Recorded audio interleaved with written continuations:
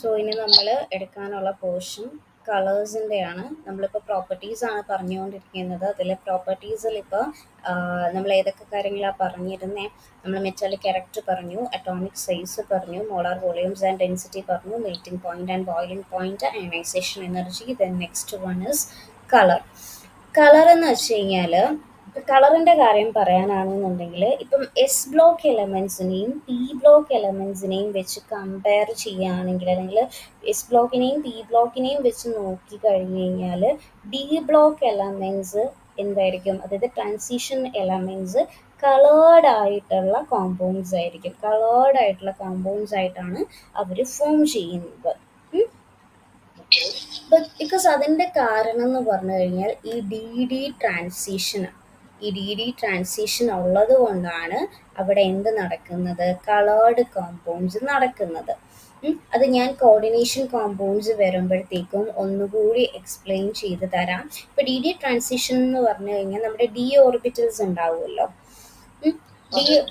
ഇതിപ്പോൾ ഞാൻ ഇവിടെ ഒന്ന് പറഞ്ഞു പോകുക, അപ്പോൾ കുറച്ചുകൂടെ കഴിയുമ്പം അവിടേക്ക് എത്തുമ്പോഴത്തേക്കും കുറച്ചുകൂടെ ഫെമിലിയർ ആകും. ഈ കളർ കാണിക്കുന്നതിൻ്റെ മെയിൻ ആയിട്ടുള്ള റീസൺ എന്ന് പറഞ്ഞു കഴിഞ്ഞാൽ ഇപ്പം നമ്മൾ സ്പ്ലിറ്റിംഗ് ഒക്കെ പഠിക്കുന്ന സമയത്ത് നമ്മുടെ ഡി ഓർബിറ്റൽസ് എന്ന് പറയുന്നത് ഇതുപോലെ ഇങ്ങനെ 5 ഓർബിറ്റൽ വരുന്നതാണല്ലോ. അപ്പോൾ ഈ 5 ഓർബിറ്റലിൽ വരുന്നതാണ് നമ്മുടെ ഡി ഓർബിറ്റൽസ് എന്ന് പറയുന്നത്. അപ്പോൾ ഇവർ ഒരു ലിഗാൻഡ്, ഇപ്പം നമ്മളൊരു കോർഡിനേഷൻ കോമ്പൗണ്ട് എടുക്കുകയാണ്. ലിഗാൻഡ്സ് എന്താണെന്ന് അറിയാമല്ലോ. അപ്പോൾ ഒരു ലിഗാൻഡ് വന്ന് ചേരുന്ന സമയത്ത് ആ ലിഗാൻഡിൻ്റെ നെഗറ്റീവ് ഫോഴ്സ് കാരണം ആ കോമ്പൗണ്ട് എന്ത് സംഭവിക്കുമെന്ന് വെച്ച് കഴിഞ്ഞ് കഴിഞ്ഞാൽ ആ നെഗറ്റീവ് ഫീൽഡ് കാരണം അവിടെ ഇപ്പം ഒരു കോമ്പൗണ്ടിന് ഇപ്പോൾ കളർ ഉണ്ടാകാനുള്ള റീസൺ എന്താണെന്ന് ചോദിച്ചു കഴിഞ്ഞാൽ, ഇപ്പോൾ ഒരു വൈറ്റ് ലൈറ്റ്, ഇപ്പോൾ ഇതൊരു കോമ്പൗണ്ടാണെന്ന് വിചാരിച്ചു, അതായത് ഇതൊരു കോമ്പൗണ്ടാണ്. ഈ കോമ്പൗണ്ടിലേക്ക് വൈറ്റ് ലൈറ്റ് ഈ കോമ്പൗണ്ടിലേക്ക് അടിച്ചാലുണ്ടല്ലോ, ഈ കോമ്പൗണ്ട് അതിൻ്റെ അകത്തുള്ള കുറച്ച് ലൈറ്റുകളെ എന്ത് ചെയ്യും? അബ്സോർബ് ചെയ്തെടുക്കും, വലിച്ചെടുക്കും. ബാക്കിയുള്ള ലൈറ്റിനെ എന്ത് ചെയ്യും? അവർ റിഫ്ലക്റ്റ് ചെയ്യും. ആ റിഫ്ലക്റ്റ് ചെയ്യുന്ന ലൈറ്റാണ് ഈ കോമ്പൗണ്ടിൻ്റെ കളറായിട്ട് കാണാൻ നമുക്ക് സാധിക്കുന്നത്. അതായത് ഇപ്പോൾ ഈ കോമ്പൗണ്ടിലോട്ട് ഇപ്പോൾ കുറച്ച് വൈറ്റ് ലൈറ്റ് ഇങ്ങനെ അടിച്ചു. ആ വൈറ്റ് ലൈറ്റ് അടിച്ചാൽ അതിന് കുറച്ച് ഫ്രീക്വൻസിയുള്ള ലൈറ്റിനെ ഇവരെന്ത് ചെയ്യും? അബ്സോർബ് ചെയ്തെടുത്തിട്ട് എന്ത് ചെയ്യുന്നു വെച്ച് കഴിഞ്ഞാൽ ബാക്കിയുള്ള ആ ലൈറ്റിനെ അവർ എന്ത് ചെയ്യും? റിഫ്ലക്റ്റ് ചെയ്യും. ആ റിഫ്ലക്റ്റ് ചെയ്ത് വരുന്ന ആ ലൈറ്റാണ് നമുക്ക് ഈ കളേർഡായിട്ട് കാണാൻ സാധിക്കുക. ഇപ്പോൾ ഈ കോമ്പൗണ്ടിന് ഇപ്പോൾ യെല്ലോ കളർ ആണെന്നുണ്ടെങ്കിൽ യെല്ലോ കളർ ഒഴികെ ബാക്കിയുള്ള കളറിനെ എല്ലാവരും എന്ത് ചെയ്യും? വലിച്ചെടുക്കുന്നു. എന്നിട്ട് ബാക്കിയുള്ള ആ യെല്ലോ കളറിനെ റിഫ്ലക്റ്റ് ചെയ്യും. അപ്പോൾ നമുക്ക് ആ കോമ്പൗണ്ടിനെ യെല്ലോ കളറായിട്ട് കാണാൻ സാധിക്കും. അപ്പോൾ ഈ ബ്ലൂ കളറായിട്ട് കാണാൻ, ഇപ്പൊ ബ്ലൂ കളർ ആണെന്ന് ഇരിക്കട്ടെ, ഇപ്പൊ ബ്ലൂ കളറായിട്ട് കാണാൻ കഴിയാന്ന് വെച്ച് കഴിഞ്ഞാൽ ബ്ലൂ കളർ ഒഴികെയുള്ള ബാക്കിയുള്ള എല്ലാ കളറിനെയും ഇവൻ വലിച്ചെടുക്കുന്നുണ്ട്. എന്നിട്ട് ബ്ലൂ കളറിനെ മാത്രം എന്ത് ചെയ്യും? റിഫ്ലക്റ്റ് ചെയ്യും. അങ്ങനെയാണ് ആ കോമ്പൗണ്ടിനെ നമുക്ക് ബ്ലൂ കളറായിട്ട് കാണാൻ സാധിക്കുക. ഇനി ഈ അബ്സോർബ് ഇപ്പൊ വൈറ്റ് കളറുള്ള ലൈറ്റ് ആണ് അടിച്ചത്. ആ കോമ്പൗണ്ട് എന്നിട്ട് എന്ത് ചെയ്യും? അതിൻ്റെ അകത്തുള്ള കുറച്ച് ലൈറ്റുകളെ അങ്ങ് വലിച്ചെടുക്കും, അബ്സോർബ് ചെയ്തെടുക്കും. എന്നിട്ട് ബാക്കിയുള്ള ലൈറ്റിനെ റിഫ്ലക്റ്റ് ചെയ്യും. ആ റിഫ്ലക്റ്റ് ചെയ്ത് വരുന്ന ആ കളറാണ് നമുക്ക് കാണാൻ സാധിക്കുന്നത്. അങ്ങനെയാണ് അത് കോമ്പൗണ്ട് കളേർഡായിട്ട് കാണാൻ സാധിക്കുന്നത്. അപ്പോൾ ഇപ്പം ഡി ഓർബിറ്റൽസ് എടുത്തു. ഇപ്പം നമ്മളൊരു ലിഗാൻഡ് വരുന്ന സമയത്ത് ഈ ഡി ഓർബിറ്റൽസ് ഇതിപ്പം നമ്മൾ ക്രിസ്റ്റൽ ഫീൽഡ് തിയറിയിൽ പഠിക്കും. അപ്പം ഡി ഓർബിറ്റൽസ് ഇങ്ങനെ സ്പ്ലിറ്റ് ആവും. ഇപ്പം 5 അല്ലേ ഇതുവരെ വരുന്നേ, അവരെന്ത് ചെയ്യും? ഇങ്ങനെ 3ഉം 2ഉമായിട്ട് എന്ത് ചെയ്യും? ഇങ്ങനെ സ്പ്ലിറ്റ് ആകും. ഇങ്ങനെ സ്പ്ലിറ്റ് ആകുന്ന സമയത്ത് ഇവിടെ ഒരു എനർജി ഗ്യാപ്പ് വരും. അപ്പോൾ ഇതെന്ന് പറയുന്നത് ഒരു ലോവർ എനർജിയാ.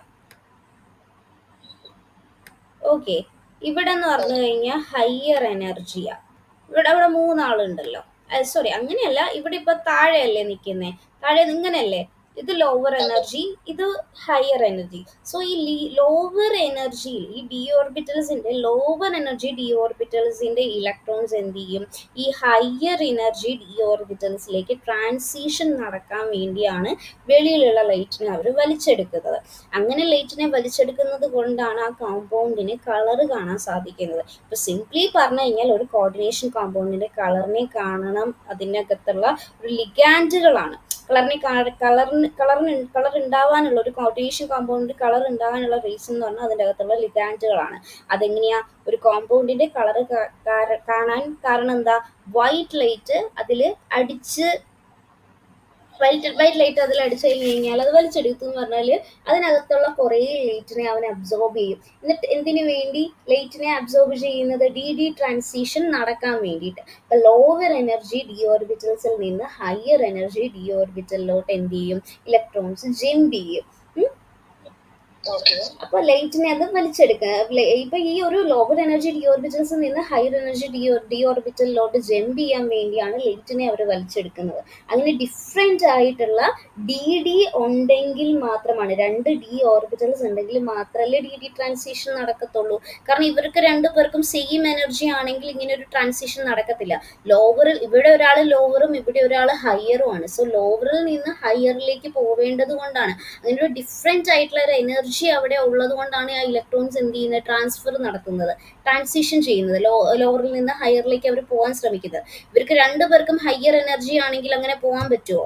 അല്ലെങ്കിൽ ഇവർക്ക് രണ്ടുപേർക്കും ലോവർ എനർജി ആണെങ്കിൽ അങ്ങനെ പോകാൻ പറ്റുമോ? മനസ്സിലായോ? അപ്പോൾ ഒരു ഡിഫറെന്റ് എനർജി വന്നതുകൊണ്ടാണ് അങ്ങനെ സംഭവിക്കുന്നത്. ഡി ട്രാൻസിഷൻ നടക്കത്തുള്ളൂ. ഇപ്പം 5d ഓർബിറ്റലിന് സെയിം എനർജി ലെവൽ ആണെങ്കിൽ ഡി ട്രാൻസിഷൻ നടക്കില്ല. അപ്പൊ കളറിന് കാരണം എന്താണ്? ഈ ഡി ട്രാൻസിഷൻ ആണ്. കാരണം ലോവർ എനർജിയിൽ നിന്ന് ഹയർ എനർജിയിലൂടെ ഡി ഓർബിറ്റൽസ് ട്രാൻസിഷൻ നടത്തുന്നു, ഇലക്ട്രോൺസ് ട്രാൻസ്ഫർ ചെയ്യുന്നു, ജമ്പ് ചെയ്യുന്നു. അതാണ് ഡി ട്രാൻസിഷൻ എന്ന് പറയുന്നത്. അപ്പൊ സ്പ്ലിറ്റിംഗ് ആണ് എന്ത് ചെയ്യുന്നത്? ഡി ട്രാൻസിഷന്റെ കാരണം സ്പ്ലിറ്റിംഗ് ആണ്. സ്പ്ലിറ്റിംഗ് എന്ന് പറഞ്ഞാൽ ലിഗാൻഡുകൾ എന്ത് ചെയ്തു? ലിഗാൻഡുകൾ വരുന്നത് കാരണം ലിഗാൻഡുകളുടെ നെഗറ്റീവ് ഫീൽഡ് കാരണം നമ്മുടെ ഡി ഓർബിറ്റൽസ് സ്പ്ലിറ്റിംഗ് സംഭവിക്കുന്നു. സ്പ്ലിറ്റിങ്ങിന്റെ റീസൺ എന്താ? ലിഗാൻഡുകളാണ്. ഒരു കോർഡിനേഷൻ കോമ്പൗണ്ടിൽ ലിഗാൻഡുകൾ ഉണ്ടെങ്കിൽ ലിഗാൻഡുകളുടെ നെഗറ്റീവ് ഫീൽഡ് കാരണം ഡി ഓർബിറ്റൽസ് സ്പ്ലിറ്റ് ആവുന്നു. ഇങ്ങനെ സ്പ്ലിറ്റ് ആകും. ഇങ്ങനെ സ്പ്ലിറ്റ് ആയി കഴിയുമ്പോഴത്തേക്കും ഡി ഓർബിറ്റൽസ് സ്പ്ലിറ്റ് ആയാൽ വൈറ്റ് ലൈറ്റിനെ അവർ എന്ത് ചെയ്യും? അബ്സോർബ് ചെയ്തിട്ട് ഡി ട്രാൻസിഷൻ നടക്കും. അതിന്റെ ഫലമായിട്ട് കോമ്പൗണ്ടിന്റെ കളർ കിട്ടും. ലിഗാൻഡുകൾ ഇല്ലാന്നുണ്ടെങ്കിൽ കോമ്പൗണ്ടിന് കളർ ഇല്ല. മനസ്സിലായോ? അപ്പോൾ നമ്മുടെ എസ് ബ്ലോക്കിനെയും പി ബ്ലോക്കിനെയും എപ്ലിക് ബ്ലോക്ക് എലമെന്റ്സിന്റെയും ഡിഫറെന്റ് ആയിട്ട് നമുക്ക് കാണാൻ പറ്റുന്ന ഡി ബ്ലോക്ക് എലമെന്റ്സിന് നിറമുള്ള കോമ്പൗണ്ട്സ് ആണുള്ളത്. അത് കളേർഡ് കോമ്പൗണ്ട്സ് ആയിട്ടാണ് അവർ ഫോം ചെയ്യുന്നത് ബിക്കോസ് ഓഫ് ഡി ട്രാൻസിഷൻ. അപ്പോൾ ഒരു ട്രാൻസിഷൻ മെറ്റൽ അയൺ ലിഗാൻഡുകളുമായിട്ട്, ഇപ്പം ഞാൻ നേരത്തെ പറഞ്ഞ പോലെ ട്രാൻസിഷൻ മെറ്റൽ അയൺ ലിഗാൻഡുകളുമായിട്ട് ബന്ധപ്പെടുമ്പോൾ അതിൻ്റെ ആ ഒരു ഡീജനറേറ്റ് ഡി ഓർബിറ്റൽസ് എന്ത് ചെയ്യുന്നു? 2ആയി പിരിയുന്നു. അതാണ് ഇവിടെ കാണിക്കുന്നത്. ഒന്നിന് താഴ്ന്ന എനർജി ആയിരിക്കും, ഒന്നിന് എന്തായിരിക്കും? ഉയർന്ന ഹൈ എനർജി ആയിരിക്കും. അപ്പൊ ഇത് ക്രിസ്റ്റൽ ഫീൽഡ് സ്പ്ലിറ്റിംഗ് എന്നാണ് നമ്മൾ അതിനെ വിളിക്കുന്നത്. ഓക്കെ, ഞാൻ നേരത്തെ പറഞ്ഞല്ലോ ക്രിസ്റ്റൽ ഫീൽഡ് സ്പ്ലിറ്റിംഗ്. അപ്പോൾ ഈ രണ്ട് എനർജികൾക്കിടയിലുള്ള ആ ഒരു എനർജി ഡിഫറൻസ് ഉണ്ടല്ലോ, ഡെൽറ്റ ഇ. അപ്പൊ ആ ഡെൽറ്റ ഇ ആണ് വളരെ ചെറുതായത് കൊണ്ട് തന്നെ വിസിബിൾ ലൈറ്റിന്റെ എനർജി അവർക്ക് മതിയാവും. താഴ്ന്ന എനർജി നിലയിലുള്ള ആ ഒരു ഡി ഇലക്ട്രോണിനെ ഉയർന്ന നിലയിലേക്ക് ജമ്പ് ചെയ്യാൻ വേണ്ടിയിട്ട് ഡി ട്രാൻസിഷൻ വരുന്നത്. ഞാൻ നേരത്തെ പറഞ്ഞ കാര്യം തന്നെയാണ്.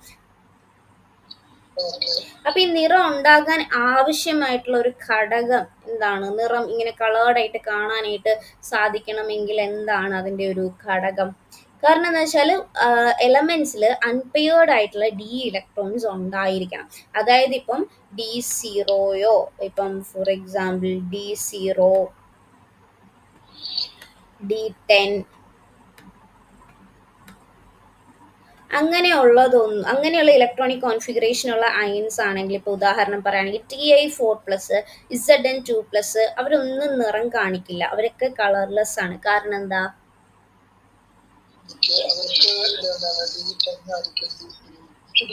D10ഓ D0 ആയിരിക്കും, കാരണം അവർക്ക് അൺപെയർഡ് ഇലക്ട്രോൺസ് ഇല്ല.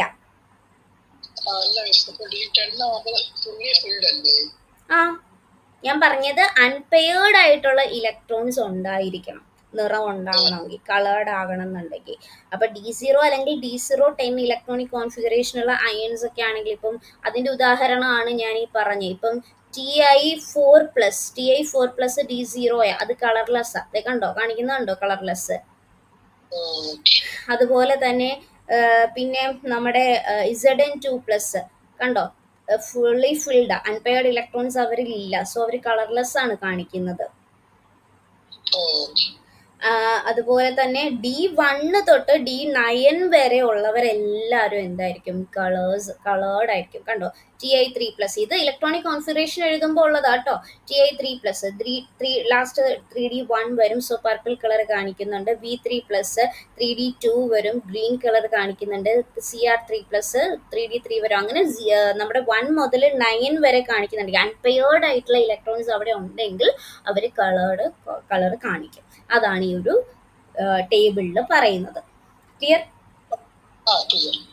ഇപ്പൊ ഈ ഒരു കോമ്പൗണ്ട് എടുക്കുകയാണ്. ഇപ്പൊ TiH2O6 എന്ന് പറയുന്ന ഒരു കോമ്പൗണ്ട് എടുത്തു കഴിഞ്ഞാൽ അതിന് വയലറ്റ് കളറാണ് കാണിക്കുന്നത്.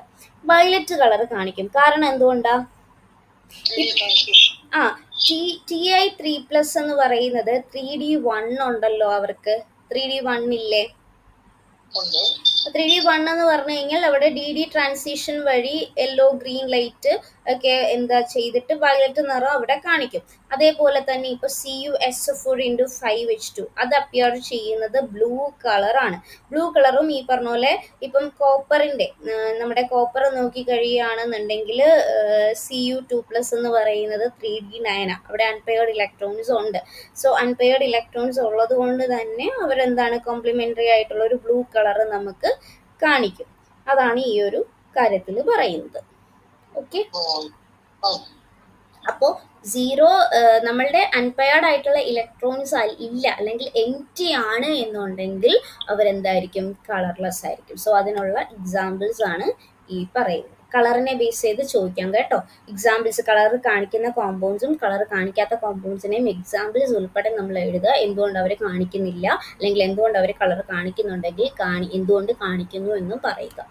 ഓക്കെ, പിന്നെ മാഗ്നറ്റിക് പ്രോപ്പർട്ടീസ് ആണ്. ഇപ്പൊ പല ട്രാൻസിഷൻ മെറ്റൽസിനും പാരാമാഗ്നറ്റിക് ആയിട്ടുള്ള സ്വഭാവമായിരിക്കും. പാരാമാഗ്നറ്റിസം എന്ന് പറഞ്ഞാൽ എന്താണ്? അല്ല, പാരാമാഗ്നറ്റിക് എന്ന് പറഞ്ഞാൽ എന്താ? ബോണ്ട് ഓർഡർ പറഞ്ഞപ്പോൾ നമ്മൾ പറഞ്ഞിട്ടുള്ളത് പാരാമാഗ്നറ്റിക് എന്താണെന്ന്. എന്തോ? അൺപെയർഡ്, ഒരു വസ്തുവില് അൺപെയർഡ് ഇലക്ട്രോൺസ് ഉള്ളത് കൊണ്ട് അത് എക്സ്റ്റേണൽ ആയിട്ടുള്ള മാഗ്നറ്റിക് ഫീൽഡുമായിട്ട് എന്ത് ചെയ്യുന്നുണ്ട്, അട്രാക്ഷൻ ചെയ്യും. അതുകൊണ്ടാണ് തന്നെ നമ്മൾ പാരാമാഗ്നറ്റിസം എന്ന് പറയുന്നത്. മാഗ്നറ്റിക് മൊമെന്റ് നമുക്ക് കണ്ടുപിടിക്കാനുള്ള ഒരു ഇക്വേഷൻ ആണ് അതാ ഇവിടെ തന്നിരിക്കുന്നത്. n×n√n+2, അതായത് n എന്ന് പറയുന്നത് നമ്പർ ഓഫ് അൺപെയർഡ് ഇലക്ട്രോൺസ്. ഒരാളെ തന്നു കഴിഞ്ഞാൽ അവർക്ക് എത്ര അൺപെയർഡ് ഇലക്ട്രോൺസ് ഉണ്ട് എന്ന് നോക്കുക, അതേ ഇൻറ്റു അൺപെയർഡ് ഇലക്ട്രോൺസ് +2. അങ്ങനെ കണ്ടുപിടിച്ചാൽ നമുക്ക് എന്ത് കിട്ടും, മാഗ്നറ്റിക് മൊമെന്റ് കിട്ടും. ഇപ്പം നമ്മൾ എങ്ങനെയാ കണ്ടുപിടിക്കുന്നതെന്ന് വെച്ച് കഴിഞ്ഞാൽ നമ്മൾ ഇലക്ട്രോണിക് കോൺഫിഗറേഷൻ എഴുതി, ഇപ്പൊ ഏതെങ്കിലും ഒരു കോമ്പൗണ്ട് തരുമായിരിക്കും. അപ്പൊ അവരുടെ മാഗ്നറ്റിക് മൊമെന്റ് കണ്ടുപിടിക്കാൻ ചോദിച്ചു കഴിഞ്ഞാൽ നമ്മൾ എന്ത് ചെയ്താൽ മതി, ആ മാഗ്നറ്റിക് മൊമെന്റിൽ ഇപ്പം മാഗ്നറ്റിക് പ്രോപ്പർട്ടീസ് എന്ന് പറയുമ്പോൾ പല ടൈപ്സ് ഓഫ് മാഗ്നറ്റിക് പ്രോപ്പർട്ടി ഉണ്ട്. അതായത് ഒരു മാഗ്നറ്റിക് ഫീൽഡിൽ ഇപ്പം ഞാനൊരു സബ്സ്റ്റൻസ് കൊണ്ട് വെക്കുകയാണെങ്കിൽ അത് 2 തരത്തിലുള്ള മാഗ്നറ്റിക് ബിഹേവിയർ ആണ് കാണിക്കുന്നത്. അതായത് ഒരു മാഗ്നറ്റിക് ഫീൽഡിൽ ഇപ്പം ഞാനൊരു സബ്സ്റ്റൻസ് കൊണ്ട് വെച്ചു, അത് റിപ്പൽ ചെയ്യുവാണെന്ന് വിചാരിച്ചോ. റിപ്പൽ ആണ് ചെയ്യുന്നതെന്നുണ്ടെങ്കിൽ നമ്മൾ അതിനെ എന്ത് പറയും, ഡയാമാഗ്നറ്റിക് ആണ്. ഇനി മാഗ്നറ്റിക് ഫീൽഡിലേക്ക് വെക്കുമ്പോൾ അത് അട്രാക്ട് ചെയ്യുവാണെങ്കിലാണ് അത് എന്താകുന്നത്, പാരാമാഗ്നറ്റിക് ആകുന്നത്. അപ്പൊ ഇത് തമ്മിൽ മാറി പോകരുത് കേട്ടോ. പാര വെക്കുമ്പോഴാണ് മാഗ്നറ്റിക് ഫീൽഡിൽ ആരാണ്, അട്രാക്ട് ചെയ്യുന്നതാണ്. റിപ്പൽ ചെയ്യുന്നത് ആരാണ്, ഡയാമാഗ്നറ്റിസം ആണ്. ഓക്കെ, ഇനി ഇതിൻ്റെ ഇടയിൽ ഫെറോമാഗ്നറ്റിക് വരുന്നുണ്ട്. ഫെറോമാഗ്നറ്റിക് എന്ന് പറഞ്ഞു കഴിഞ്ഞാൽ വെരി സ്ട്രോങ്ലി അട്രാക്റ്റീവ്, ഭയങ്കരമായിട്ട് അട്രാക്ട് ചെയ്യുന്നതാണ് ഫെറോമാഗ്നറ്റിക്. മെയിൻലി ഡയ ആൻഡ് പാര ആണ് ആവശ്യമുള്ളത്. അൺപെയർഡ് ഇലക്ട്രോൺസ് ഉണ്ടെങ്കിൽ അവർ പാര ആയിരിക്കും, അല്ലെങ്കിൽ അവർ ഡയ ആയിരിക്കും. ഇനി മാഗ്നറ്റിക് മൊമെന്റിന് ഒരു ഇക്വേഷൻ ഉണ്ട്, അതാണ് നമ്മൾ ഈ പറഞ്ഞത്. മാഗ്നറ്റിക് മൊമെന്റ് കണ്ടുപിടിക്കുന്നതിന് ഒരു ഫോർമുലയുണ്ട്, സ്പിൻ ഓൺലി ഫോർമുല എന്നാണ് അതിനെ നമ്മൾ വിളിക്കുന്നത്. അതാണ് ഈ ഒരു ഇക്വേഷൻ. ഇപ്പൊ ഫോർ എക്സാമ്പിൾ, എന്തോ ഇത് അതാണ് മാഗ്നറ്റിക് മൊമെന്റ് കണ്ടുപിടിക്കാനുള്ള ഇക്വേഷൻ. അതിന് സ്പിൻ ഓൺലി ഫോർമുല എന്നും പറയും. അപ്പോൾ ഇവിടെ ഇപ്പം ഞാൻ ഈ ഒരു ഫോർമുല വെച്ച് ഇയാളുടെ ഒന്ന് കണ്ടുപിടിച്ചേ,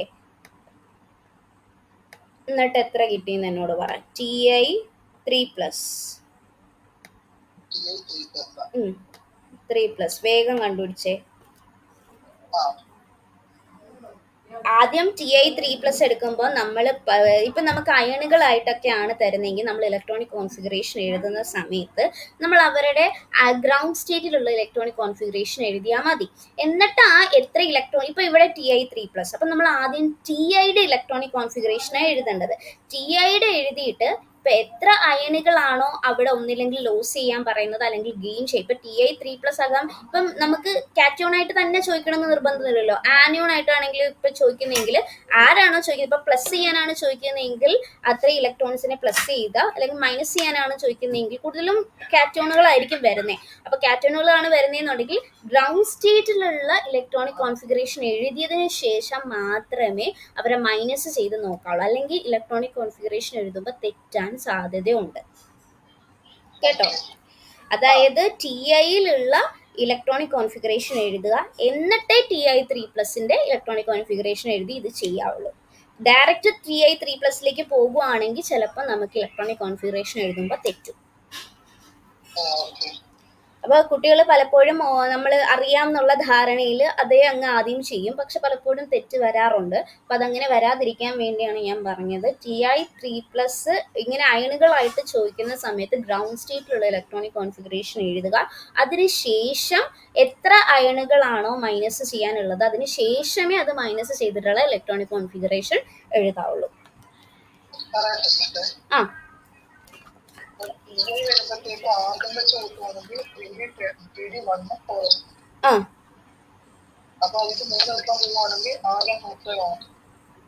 എന്തോ 3D1 അല്ലല്ലോ. Ti എന്ന് പറയുന്നത് 22 ആ. അപ്പൊ എന്താ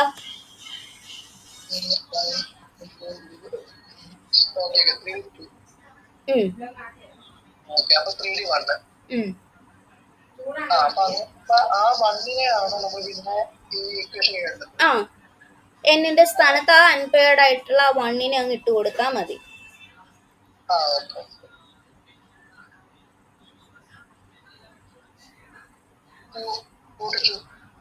√2 അല്ലല്ലോ വരുന്നേ.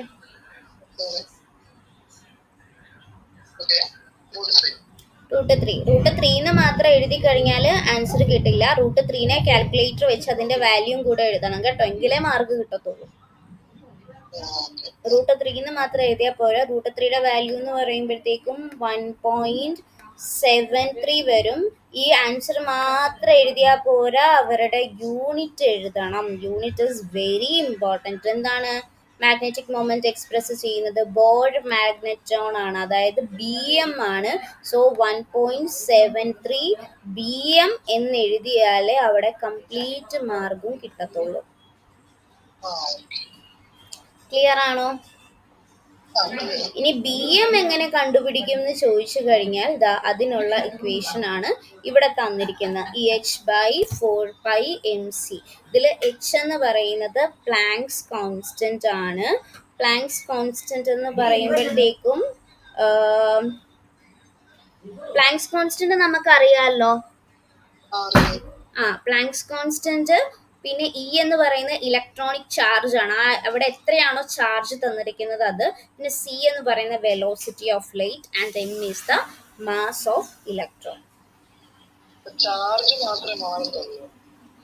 ചാർജ് എല്ലാത്തിനും സെയിം ആകണമെന്നില്ലല്ലോ.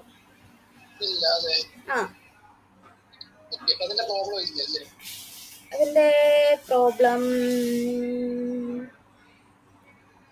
ഇവിടെ മാഗ്നറ്റിക് മൊമെന്റ് കണ്ടുപിടിക്കുന്നത് തന്നിട്ടുണ്ട്.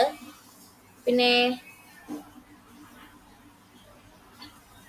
പ്രോബ്ലം ഞാൻ ചെയ്യിപ്പിക്കാം. അപ്പോൾ ഇത്രയും കാര്യങ്ങൾ മനസ്സിലായോ? ഇവിടെ എന്ന് പറയുന്ന അൺപെയർ ഇലക്ട്രോണുകളുടെ എണ്ണം, ബോർ മാഗ്നറ്റോൺ എന്ന് പറഞ്ഞ കണക്ക്. ഇപ്പം സ്പിൻ ഓൺലി വാല്യൂ ഈ ഫോർമുലയിലാണ് നമുക്ക് ലഭിക്കുന്നത്. സ്പിൻ ഓൺലി വാല്യൂ ഓക്കെ ഇപ്പം യഥാർത്ഥ experimental value spin plus orbital motion രണ്ടും കൂടിയിട്ട് പരിഗണിച്ചിട്ടുള്ളതാണ്. ഇപ്പൊ പല ട്രാൻസിഷൻ ആയാലും ഓർബിറ്റല് മാഗ്നറ്റിക് മൊമെന്റ്, അതായത് അതിങ്ങനെ എന്താ അതിനിപ്പോ പറയാ, ഇപ്പൊ അൺപെയ്ഡ് ഇലക്ട്രോൺസ് കൂടുതലായാൽ നമുക്കറിയാം അത് എന്ത് കാണിക്കും, പാരാമാഗ്നറ്റിസം കൂടുതലാകും. ഇപ്പൊ ഫോർ എക്സാമ്പിൾ അതാണ് ദേ ഇവിടെ തന്നിരിക്കുന്നത്. ഇപ്പൊ Mn2+ എന്ന് വിചാരിച്ചോ, Mn2+ എന്ന് വിചാരിച്ചോ. Mn2+ എന്ന് പറഞ്ഞു കഴിഞ്ഞു കഴിഞ്ഞാൽ എന്താ അവിടെ നമ്മൾ മനസ്സിലാക്കുന്നത്? Mn2+ന്റെ ഒന്ന് എഴുതിക്കേ. Mn2+ന്റെ ഇലക്ട്രോണിക് കോൺഫിഗറേഷൻ എഴുതുമ്പോൾ നമുക്ക് ലാസ്റ്റ് D5 എന്നായിരിക്കും കിട്ടുന്നത്. D5 എന്ന് പറഞ്ഞാൽ അത് ഏറ്റവും കൂടുതൽ പാരാമാഗ്നറ്റിസം കാണിക്കുന്നു, അതായത് 5 അൺപെയർഡ് ഇലക്ട്രോൺസ് ആണ് അവിടെ ഉള്ളത്. അതുപോലെ തന്നെ Zn2+, അത് D10 ആണ്. നമ്മൾ Zn2+നെ എഴുതുന്ന സമയത്ത് D10 വരും. അപ്പൊ അത് കംപ്ലീറ്റ്ലി ഫിൽഡ് ആ. കംപ്ലീറ്റ്ലി ഫിൽഡ് ആകുമ്പോഴത്തേക്കും അത് എന്താ, അൺപെയർഡ് ഇലക്ട്രോൺസ് ഒന്നുമില്ല. അൺപെയർഡ് ഇലക്ട്രോൺസ് ഒന്നും ഇല്ലെങ്കിൽ നമ്മൾ എന്താണെന്നാ പറഞ്ഞിട്ടുള്ളത്? കളർ കാണിക്കില്ല അൺപെയർഡ് ഇലക്ട്രോൺസ് ഇല്ലെങ്കിൽ. സോ അത് എന്ത് നേച്ചറാണ്? ഡയാമാഗ്നറ്റിക് ആണ്. ഫെറോമാഗ്നറ്റിക് എന്ന് പറഞ്ഞാലോ കാണിക്കും. അതാണ് സംഭവം. ക്ലിയർ അല്ലേ? ഇതെല്ലാം ഇവിടെ ഉണ്ട് കേട്ടോ. ഡയാമാഗ്നറ്റിക്കും പാരാമാഗ്നറ്റിക്കും ഇതേ കണ്ടോ, റിപ്പല് ചെയ്യുകയാണെന്നുണ്ടെങ്കിൽ അതെന്താണ്, ഡയാമാഗ്നറ്റിക്. അട്രാക്ട് ചെയ്യുകയാണെന്നുണ്ടെങ്കിൽ അതെന്താണ്, പാരാമാഗ്നറ്റിക്. സ്ട്രോങ്ലി അട്രാക്ഷൻ കാണിക്കുന്നുണ്ടെങ്കിൽ അതാണ് ഫെറോമാഗ്നറ്റിസം. ക്ലിയർ?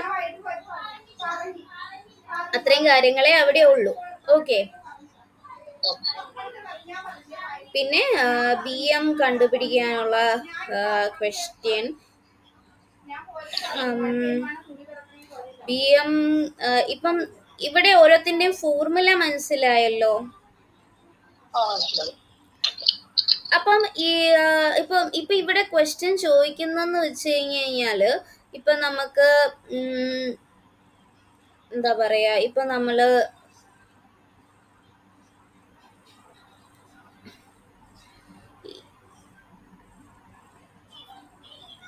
ഇപ്പൊ നമുക്ക് ഇത് ബോർ മാഗ്നറ്റോൺ കണ്ടുപിടിക്കാനായിരിക്കും ചോദിക്കുന്ന ഫോർമുല. ഇപ്പം ബോർ മാഗ്നറ്റോൺ എന്നത് എന്താ, ഒരു ഇലക്ട്രോണിന്റെ ഫണ്ടമെന്റൽ ആയിട്ടുള്ള മാഗ്നറ്റിക് മൊമെന്റ് ആണ് ബോർ മാഗ്നറ്റോൺ എന്ന് പറയുന്നത്. ഇലക്ട്രോണിന്റെ charge, mass, angular momentum, velocity of light മുതലായ എല്ലാ കാര്യങ്ങളെയും ഡിപ്പെൻഡ് ചെയ്തിരിക്കുക. അതാണ് ഈ ഒരു ഫോർമുല എന്ന് പറയുന്നത്. E എന്ന് പറയുന്നത് ഇലക്ട്രോണിന്റെ ചാർജ്, H എന്ന് പറയുന്നത് പ്ലാങ്ക് കോൺസ്റ്റന്റ്, M എന്ന് പറയുന്നത് ഇലക്ട്രോണിന്റെ മാസ്. അതൊരു ഫിക്സ്ഡ് വാല്യൂ ആയിരിക്കും. എത്രയാ ഇലക്ട്രോണിന്റെ പ്ലാങ്ക്സ് കോൺസ്റ്റന്റിന്റെ വാല്യൂ എത്രയാ? 6.626 into 10 raised to -34 joule second. Then M-ന്റെ value എന്താ? മാസിന് എമ്മിനും ഒരു ഫിക്സ്ഡ് മാസ് ഉണ്ട്. ഇലക്ട്രോണിന്റെ മാസിന് ഒരു ഫിക്സ്ഡ് മാസ് ഉണ്ട്. എന്താ അത്? 9.109 into 10 raised to -31.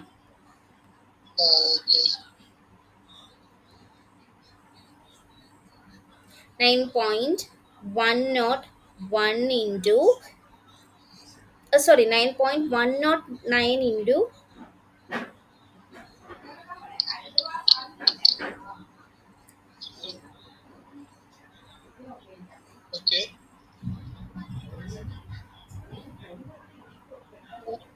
ഒരു മിനിറ്റ്.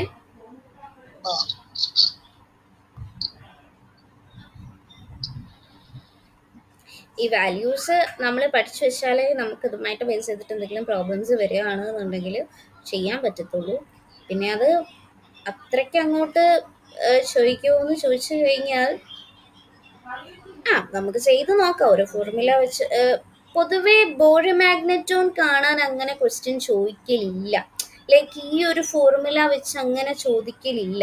പിന്നെ ഇങ്ങനെ ചോദിക്കും, ബോർ മാഗ്നറ്റോൺ തരും എന്നിട്ട് find the number of unpaired ഇലക്ട്രോൺസേ ചോദിക്കലുള്ളൂ, അല്ലാതെ ഈ ഫോർമുല വെച്ച് അങ്ങനെ ചോദിക്കലില്ല. ഇതാണ് ചോദിക്കുന്നത്, ബോർ മാഗ്നറ്റോൺ കണ്ടുപിടിക്കാനേ ചോദിക്കത്തുള്ളൂ. മനസ്സിലായോ? ബോർ മാഗ്നറ്റോന്റെ ഒരു എക്സ്പ്രഷൻ ആണ് ഇവിടെ തന്നിരിക്കുന്നത്. ഇങ്ങനെയാണ് ബോർ മാഗ്നറ്റോൺ വരുന്നത്. അതായത് നമ്മുടെ എന്താ പറയാ, നമ്മുടെ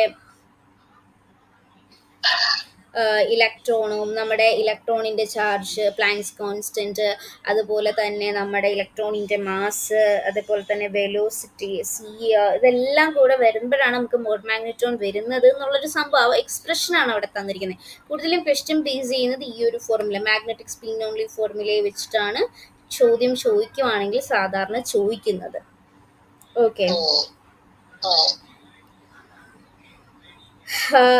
വേണമെങ്കിൽ നമുക്ക് നോക്കാം. 1.602 ഇൻറ്റു 10 ഏതായിരുന്നു ഇപ്പം ഇലക്ട്രോണിന്റെ മാസ്? 9.109 into 10⁻⁻31 kg.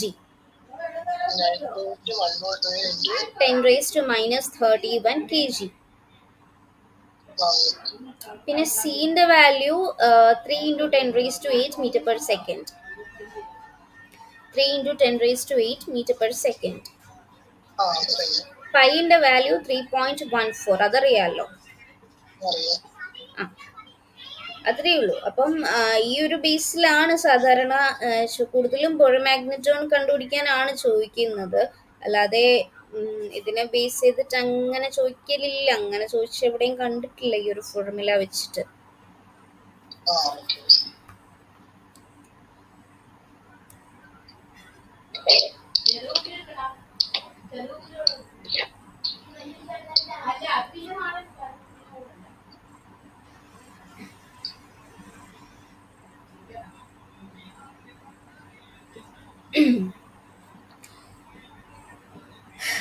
ഓക്കെ,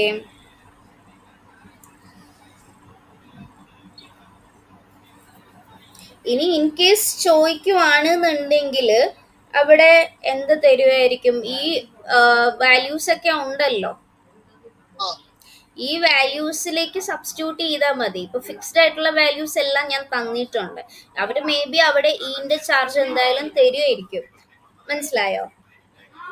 അല്ലെങ്കിൽ ബോർ മാഗ്നറ്റോണിന്റെ വാല്യൂ ആയിരിക്കും തരുന്നത്. അപ്പൊ നമ്മൾ ഇപ്പുറത്തൊട്ടിട്ട് സബ്സ്റ്റിറ്റ്യൂട്ട് ചെയ്ത് അങ്ങ് എടുത്താൽ മതി. അപ്പൊ അങ്ങനെ തന്നാൽ മതി. അപ്പൊ പിന്നെ ബാക്കിയുള്ള വാല്യൂസ് എല്ലാം ഫിക്സ്ഡ് വാല്യൂസ്, സോ നമ്മൾ ഡയറക്റ്റ് എന്ത് ചെയ്താൽ മതി, സബ്സ്റ്റിറ്റ്യൂട്ട് ചെയ്ത് എടുത്താൽ മതി.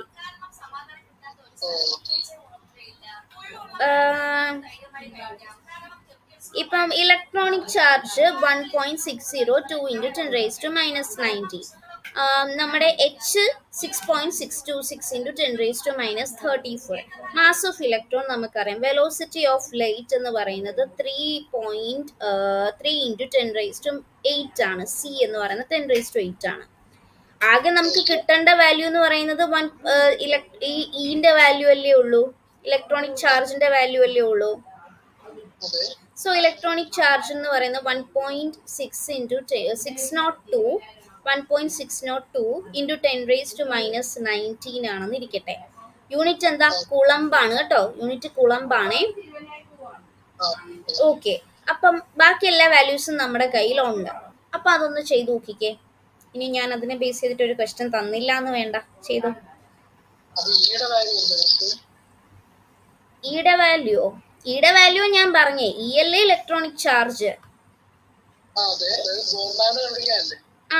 ബോണ്ട് മാഗ്നറ്റ് ഈ ഫോർമുലയിലിട്ട് ചെയ്യാൻ.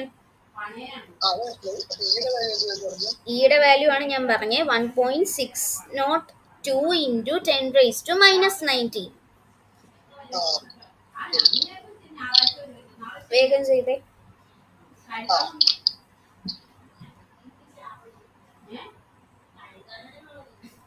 അല്ല, സാധനം കറക്റ്റ് വെക്കും, എന്നിട്ട് വെക്കും.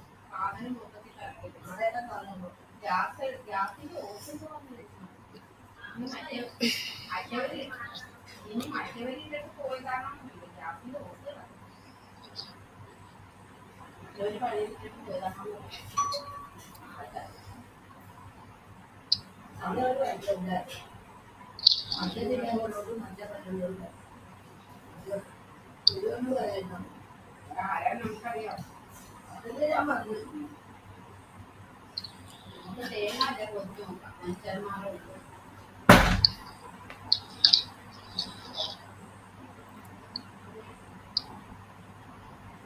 വേഗം ആയിക്കോട്ടെ കേട്ടോ. ഏ പോസ് അല്ല, പോസ് അല്ല. അല്ല, എനിക്കൊരു പേടി, ഇനി പോസ് ചെയ്ത് കഴിഞ്ഞാൽ. അപ്പൊ ആ രീതിയിലാണ് ക്വസ്റ്റ്യൻസ് വന്നു കഴിഞ്ഞാൽ നമ്മൾ ചെയ്യേണ്ടത്. അപ്പൊ ഇനി അടുത്തൊരു ടോപ്പിക്കാണ് റെഡ്യൂസിങ് പ്രോപ്പർട്ടീസ്. റെഡ്യൂസിങ് പ്രോപ്പർട്ടീസ് എന്ന് പറഞ്ഞു കഴിഞ്ഞാൽ ഇപ്പൊ ട്രാൻസിഷൻ മെറ്റൽസിന് സാധാരണയായിട്ട് വലിയ ഓക്സിഡേഷൻ പൊട്ടൻഷ്യൽസ് ഉണ്ട്. അതുകൊണ്ട് അവർ എളുപ്പത്തിൽ എന്ത് ചെയ്യും, ഓക്സിഡേഷനെ അണ്ടർഗോ ചെയ്യുന്നു. അതായത് റിഡ്യൂസിങ് ഏജൻസ് ആയി അവർ എന്ത് ചെയ്യും, പ്രവർത്തിക്കും. Yes yes.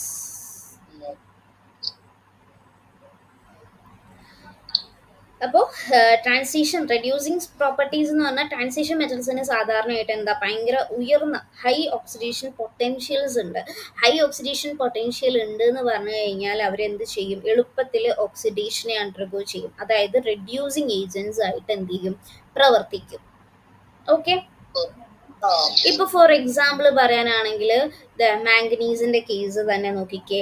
എം എന്ന് പറയുന്നത് എന്താണ്, മാംഗനീസ് അല്ല, മഗ്നീഷ്യം എടുക്കാം നമുക്ക്.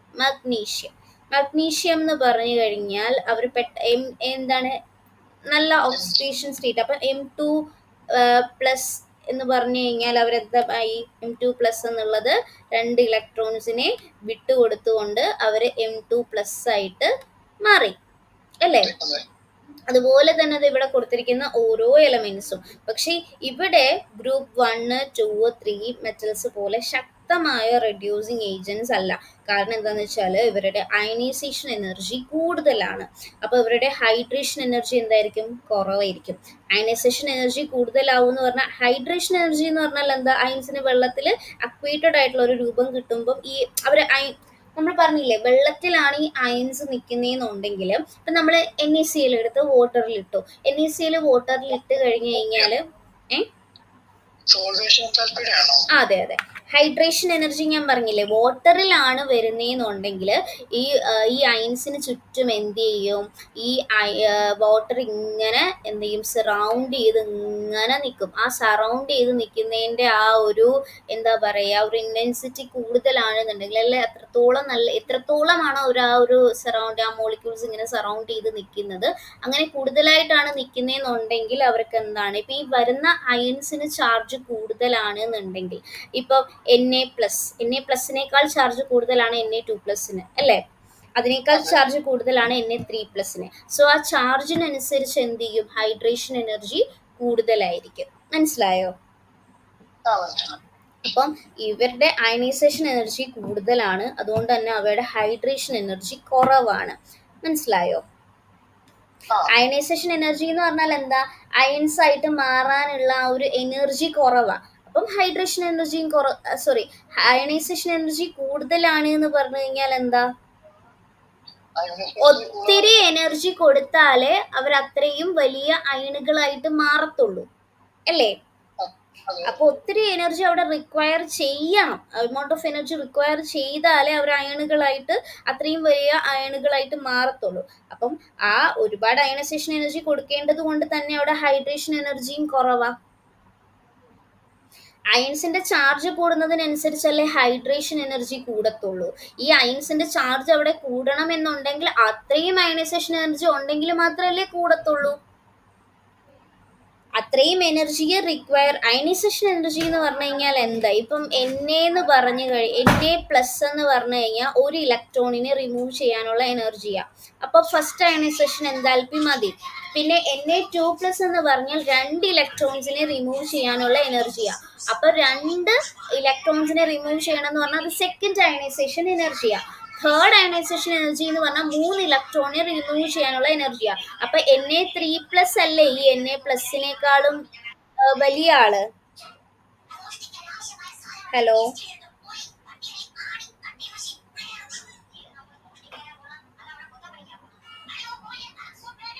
ഹലോ.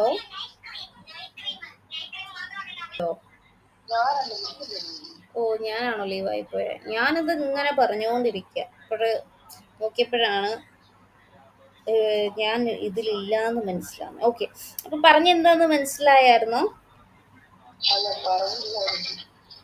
ആ, ഞാൻ പറഞ്ഞുകൊണ്ടിരിക്കുമ്പോഴാലേ കട്ടെ. ഓക്കെ, അപ്പം അയണൈസേഷൻ എനർജി ഇവർക്ക് കുറവാ.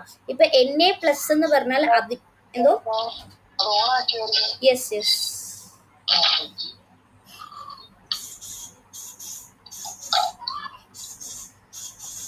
അപ്പോൾ Na+ എന്ന് പറഞ്ഞു കഴിഞ്ഞാൽ അവരെക്കാൾ അയണൈസേഷൻ എനർജി കൂടുതലാണ് Na2+ന്.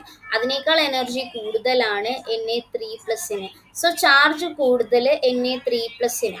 അയണൈസേഷൻ എനർജിയും കൂടുതലല്ലേ. ആ Na3+ ആയിട്ട് മാറണമെങ്കിൽ അത്രയും എനർജി അവിടെ കൊടുക്കണം അല്ലേ. അയണൈസേഷൻ എനർജി കൂടുതലാണ്. അപ്പൊ അത്രയും എനർജി കൊടുത്താലേ Na3+ ആയിട്ട് അത് മാറത്തുള്ളൂ. അതിന് അയണൈസേഷൻ എനർജി കൂടുതലാണ്. ആസ് കമ്പയർ ടു Na+, Na3+ന് അയണൈസേഷൻ എനർജി കൂടുതലാണ്. അതുകൊണ്ട് തന്നെ ഹൈഡ്രേഷൻ എനർജി കുറവാണ്. മനസ്സിലായോ? ചാർജിനനുസരിച്ചിട്ടാണ് ഹൈഡ്രേഷൻ എനർജി കൂടുകയും കുറയും ചെയ്യുന്നത്. Na3+ എന്ന് പറഞ്ഞാൽ അത്രയും ചാർജ് ഉള്ള ആളാണ്, അത്രയും അയണൈസേഷൻ എനർജി വേണം അവിടെ. അപ്പൊ അതുകൊണ്ട് തന്നെ ഹൈഡ്രേഷൻ എനർജി അവിടെ, അയണൈസേഷൻ എനർജി കൂടുതലായതുകൊണ്ട് തന്നെ അവയുടെ ഹൈഡ്രേഷൻ എനർജി കുറവാണ്. അതായത് അയൺസിന് അവിടെ വെള്ളത്തിൽ അക്വാട്ടഡ് ആയിട്ടുള്ള രൂപം എടുക്കാനായിട്ട് ഭയങ്കര ഡിഫിക്കൽറ്റിയാണ്. മനസ്സിലായോ? ഇപ്പൊ സിങ്ക് ഈസിലി ഓക്സിഡൈസ് ചെയ്യും Zn2+ ആയിട്ട്. സിങ്ക് എന്ന് പറയുന്ന ആൾ Zn2+ ആയിട്ട് ഈസിലി ഓക്സിഡൈസ് ചെയ്യും. അതുകൊണ്ട് തന്നെ റെഡ്യൂസിങ് ഏജന്റ് ആണത്.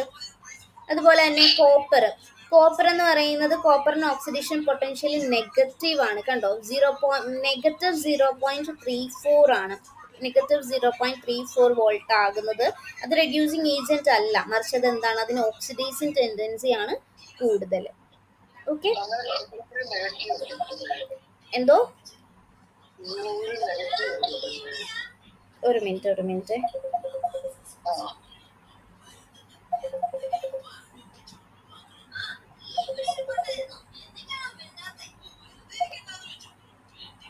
ആ, പറഞ്ഞു. എന്താണ്? സീറോയില് നെഗറ്റീവ് ആകത്തില്ലെന്നോ? അതായത് ഇവരുടെ ഒരു നെഗറ്റീവ് വാല്യൂ കിട്ടുന്നതെന്നാണ് ഉദ്ദേശിക്കുന്നത്. ഓക്സിഡേഷൻ പൊട്ടൻഷ്യലി നെഗറ്റീവ് ആണ്, -0.34 വോൾട്ടാ.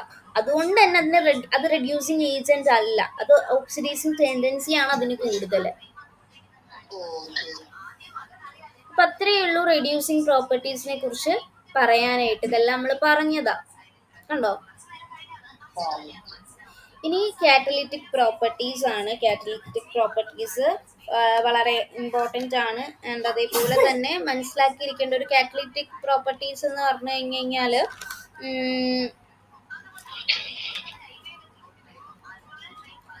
ഞാൻ കോംപ്ലക്സ് കോമ്പൗണ്ട്സിന്റെ കേസൊന്നും പറഞ്ഞില്ലല്ലോ അല്ലേ?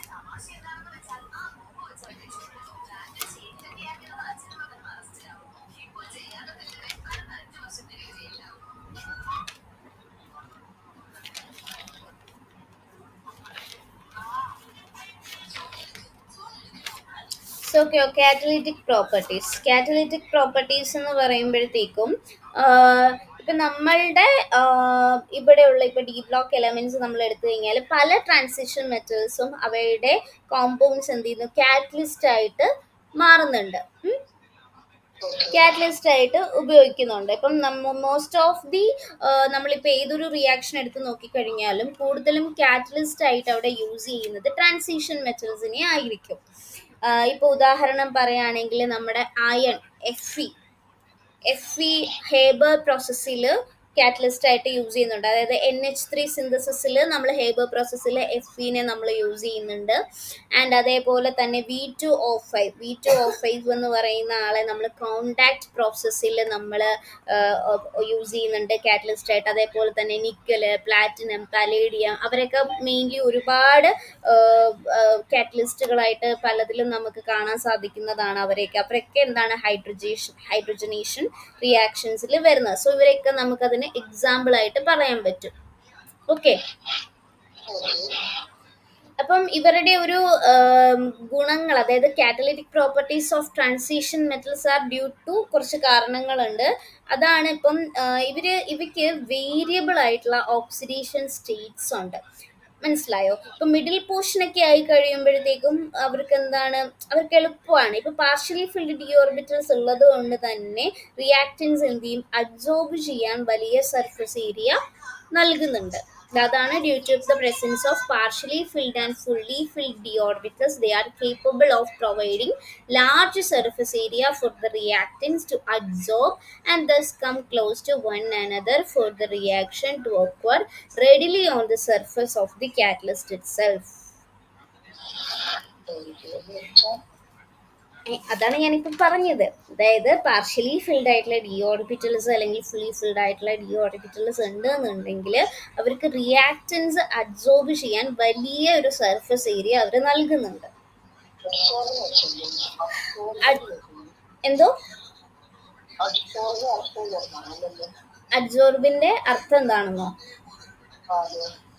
അബ്സോർബ് എന്ന് പറഞ്ഞു കഴിഞ്ഞാല് ഈ നമ്മൾ ഒരു ഡെഫിനീഷൻ പോലെ പറയുകയാണെങ്കിൽ അതൊരു പ്രോസസ്സാണ്. അതായത് ഇപ്പോൾ ഗ്യാസ്, ലിക്വിഡ് അല്ലെങ്കിൽ സൊല്യൂട്ട് പോലെയുള്ള ഒരു പദാർത്ഥത്തിൽ മറ്റൊരു തരത്തിലുള്ള ഒരു സംഭവമോ ദ്രാവകമോ അല്ലെങ്കിൽ അങ്ങനെ എന്തെങ്കിലും ഉള്ള ഒരു ഇപ്പം ഒരു എന്താ പറയുക, ഞാൻ ഒരു മോളിക്യൂള് ഒരു ഗ്യാസ് അല്ലെങ്കിൽ ലിക്വിഡായിട്ട് അട്രാക്റ്റഡ് ആകുന്നെന്ന് വിചാരിച്ചോ, ഒരു സോളിഡിലേക്ക്. അപ്പം എങ്ങനെയാ പറയാ,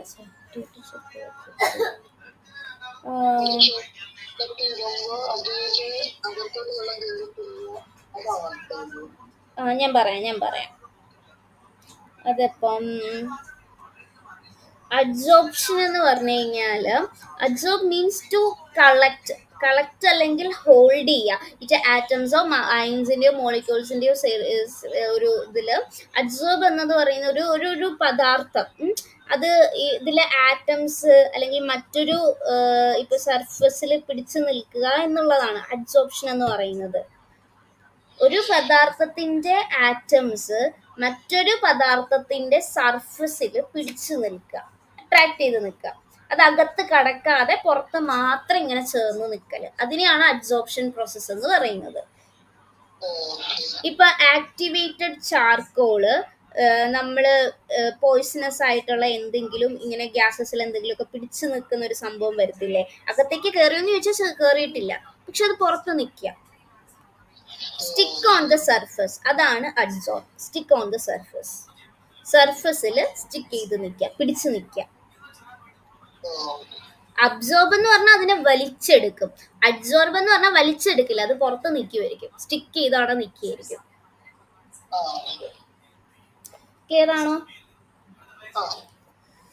അപ്പം അത്രയേ ഉള്ളൂ കാറ്റലിറ്റിക് പ്രോപ്പർട്ടീസ് എന്ന് പറഞ്ഞാൽ.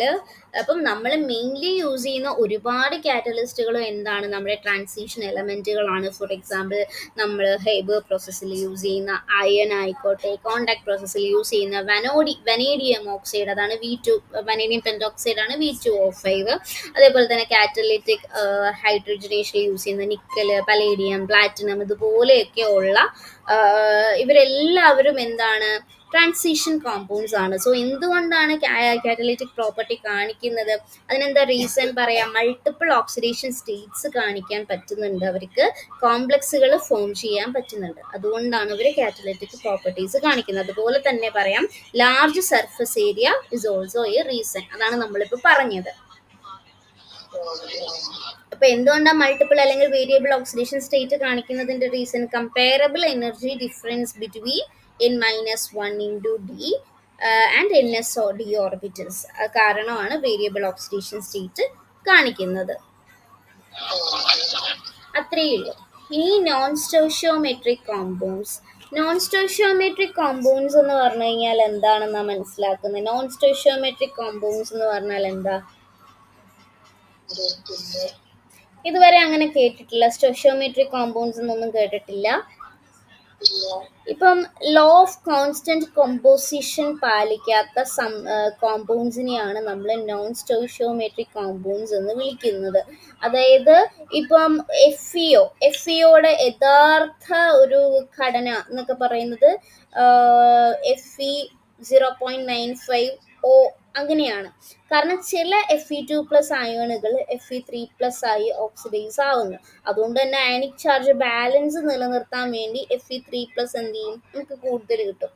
ഇപ്പം സിമ്പിൾ ആയിട്ടുള്ള ഒരു എക്സാമ്പിൾ ഇപ്പൊ പറയാനാണെന്നുണ്ടെങ്കിൽ Fe3യുടെ കാര്യമാണ് ഇവിടെ പറയുന്നത്. കണ്ടോ, ഇതിന്റെ ഒരു കറക്റ്റായ ഒരു ഘടന എന്ന് പറഞ്ഞു കഴിഞ്ഞാൽ ഇതാണ്. ഇപ്പൊ നോൺ സ്റ്റോഷ്യോമെട്രിക് കോമ്പൗണ്ട്സ് എന്ന് പറഞ്ഞു കഴിഞ്ഞാല്, ഹലോ, ഓക്കെ, അപ്പം നോൺ സ്റ്റോഷ്യോമെട്രിക് കോമ്പൗണ്ട്സ് എന്ന് പറഞ്ഞു കഴിഞ്ഞാൽ നമ്മൾ മനസ്സിലാക്കേണ്ട കാര്യം എന്ന് വെച്ച് കഴിഞ്ഞാൽ, ഇപ്പം ലോ ഓഫ് കോൺസ്റ്റന്റ് കോമ്പോസിഷൻ എന്ന് പറഞ്ഞാൽ എന്താ?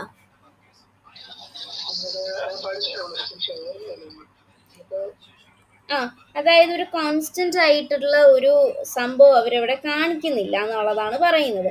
ലോ ഓഫ് കോൺസ്റ്റന്റ് കോമ്പോസിഷൻ എന്ന് പറഞ്ഞാൽ ഇപ്പം നമ്മൾ ലോ ഓഫ് കെമിക്കൽ കോമ്പിനേഷൻ ഒന്നും പാലിക്കാത്തൊരു സംഭവമില്ല. അതായത് ഇപ്പം നോൺ സ്റ്റോഷ്യോമെട്രിക് കോമ്പൗണ്ട്സ് എന്ന് പറഞ്ഞാൽ chemical compounds not present in exact whole number ratio. അതായത് ഇപ്പം നമ്മൾ വാട്ടർ എടുക്കുകയാണെന്ന് വിചാരിച്ചോ, ആ വാട്ടർ എന്നുള്ള ഒരു സംഭവം അതിപ്പം H2O, രണ്ട് ഹൈഡ്രജനും ഒരു ഓക്സിജനും കൂടെ കമ്പൈൻ ചെയ്താണ് H2O എന്ന് പറയുന്ന വാട്ടർ എന്ന് പറയുന്ന ഒരു കോമ്പൗണ്ട് നമുക്ക് കിട്ടുന്നത്. അതിപ്പോൾ എവിടെ നിന്ന് എടുക്കുന്ന വാട്ടർ ആണെങ്കിലും, നമ്മളിപ്പോൾ ടാപ്പിൽ നിന്ന് എടുക്കുന്ന വാട്ടർ ആണെങ്കിലും ശരി, കിണറിൽ നിന്ന് എടുക്കുന്ന വാട്ടർ ആണെങ്കിലും ശരി, നമ്മളിപ്പോൾ ബോട്ടിലുള്ള വാട്ടർ ആണെങ്കിലും ശരി, നമ്മളെ റിവറിലുള്ള വാട്ടർ ആണെങ്കിലും, എവിടെ നിന്ന് എടുക്കുന്ന വാട്ടർ ആണെങ്കിലും ശരി, H2O എന്ന് പറയുന്ന കോമ്പൗണ്ട് ആണോ അവരുടെ ആ ഒരു സ്റ്റോഷ്യോമെട്രിക് കോഎഫിഷ്യന്റ് അല്ലെങ്കിൽ ആ ഒരു അവിടെ പ്രസന്റ് ചെയ്തിട്ടുള്ള ആ ഒരു എക്സാക്ട് ഹോൾ നമ്പർ റേഷ്യോ എന്ന് പറയുന്നത് നമുക്ക് കെമിക്കൽ ഫോർമുല വെച്ചിട്ട് എന്ത് ചെയ്യാൻ പറ്റും? നമുക്കത് ഫിക്സ്ഡ് ആയിരിക്കും, അതിനൊരു മാറ്റവും ഇല്ല. നോൺ സ്റ്റോഷ്യോമെട്രിക് കോമ്പൗണ്ട്സ് എന്ന് പറഞ്ഞാൽ നേരെ തിരിച്ചാണ്. നോൺ സ്റ്റോഷ്യോമെട്രിക് കോമ്പൗണ്ട്സ് അഥവാ നോൺ സ്റ്റോഷ്യോമെട്രിക് കോമ്പൗണ്ട്സ് എന്ന് പറയുന്നത് ഈ ഒരു ഫിക്സ്ഡ് ആയിട്ടുള്ളൊരു ഹോൾ നമ്പർ റേഷ്യോ ഇല്ലാത്ത കോമ്പൗണ്ട്സ് ആണ്.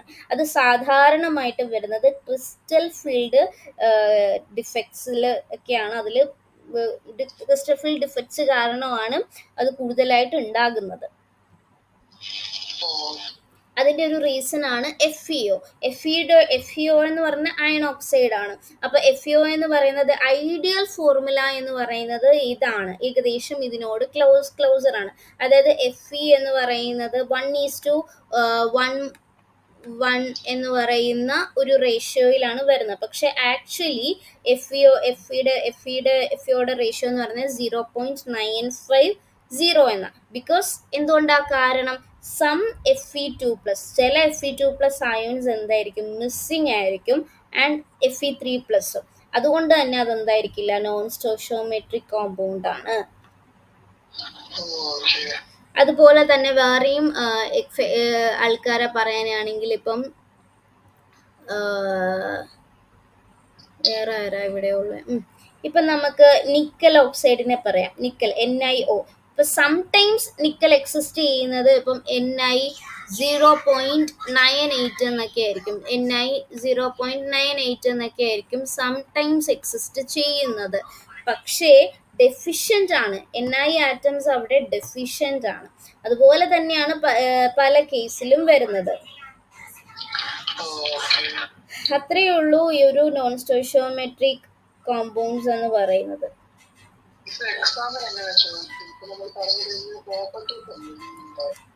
പ്രോപ്പർട്ടീസ് എന്നുള്ളത് നമ്മൾ പൊതുവെ പ്രോപ്പർട്ടീസ് എന്നാണ് ഇവരെ മെഡിക്കൽ ക്യാരക്ടർ എല്ലാം നമ്മൾ പ്രോപ്പർട്ടീസ് എന്നാണ് വിളിക്കുന്നത്.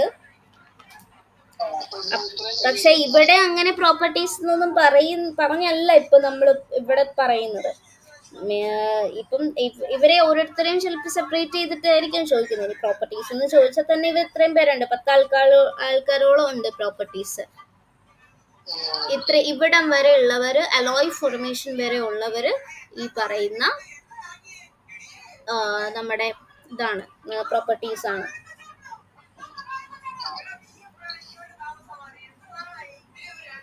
എന്തെങ്കിലും ഡൗട്ട് ഉണ്ടോ? ഈ അന്നെന്നുള്ളത് അന്നു തന്നെ പഠിക്കണം കേട്ടോ. എന്ത് പറ്റി? ഒരു സ്ട്രെങ്ത് പോരല്ലോ. ചാപ്റ്റർ മൊത്തം കണ്ടില്ലെന്നോ?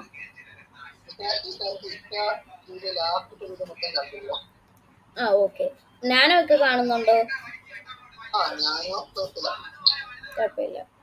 ഇതാണോ അപ്പൊ പാട്? ഇനോർഗാനിക് ആണോ അശ്വിന് ബുദ്ധിമുട്ട് പഠിക്കാൻ?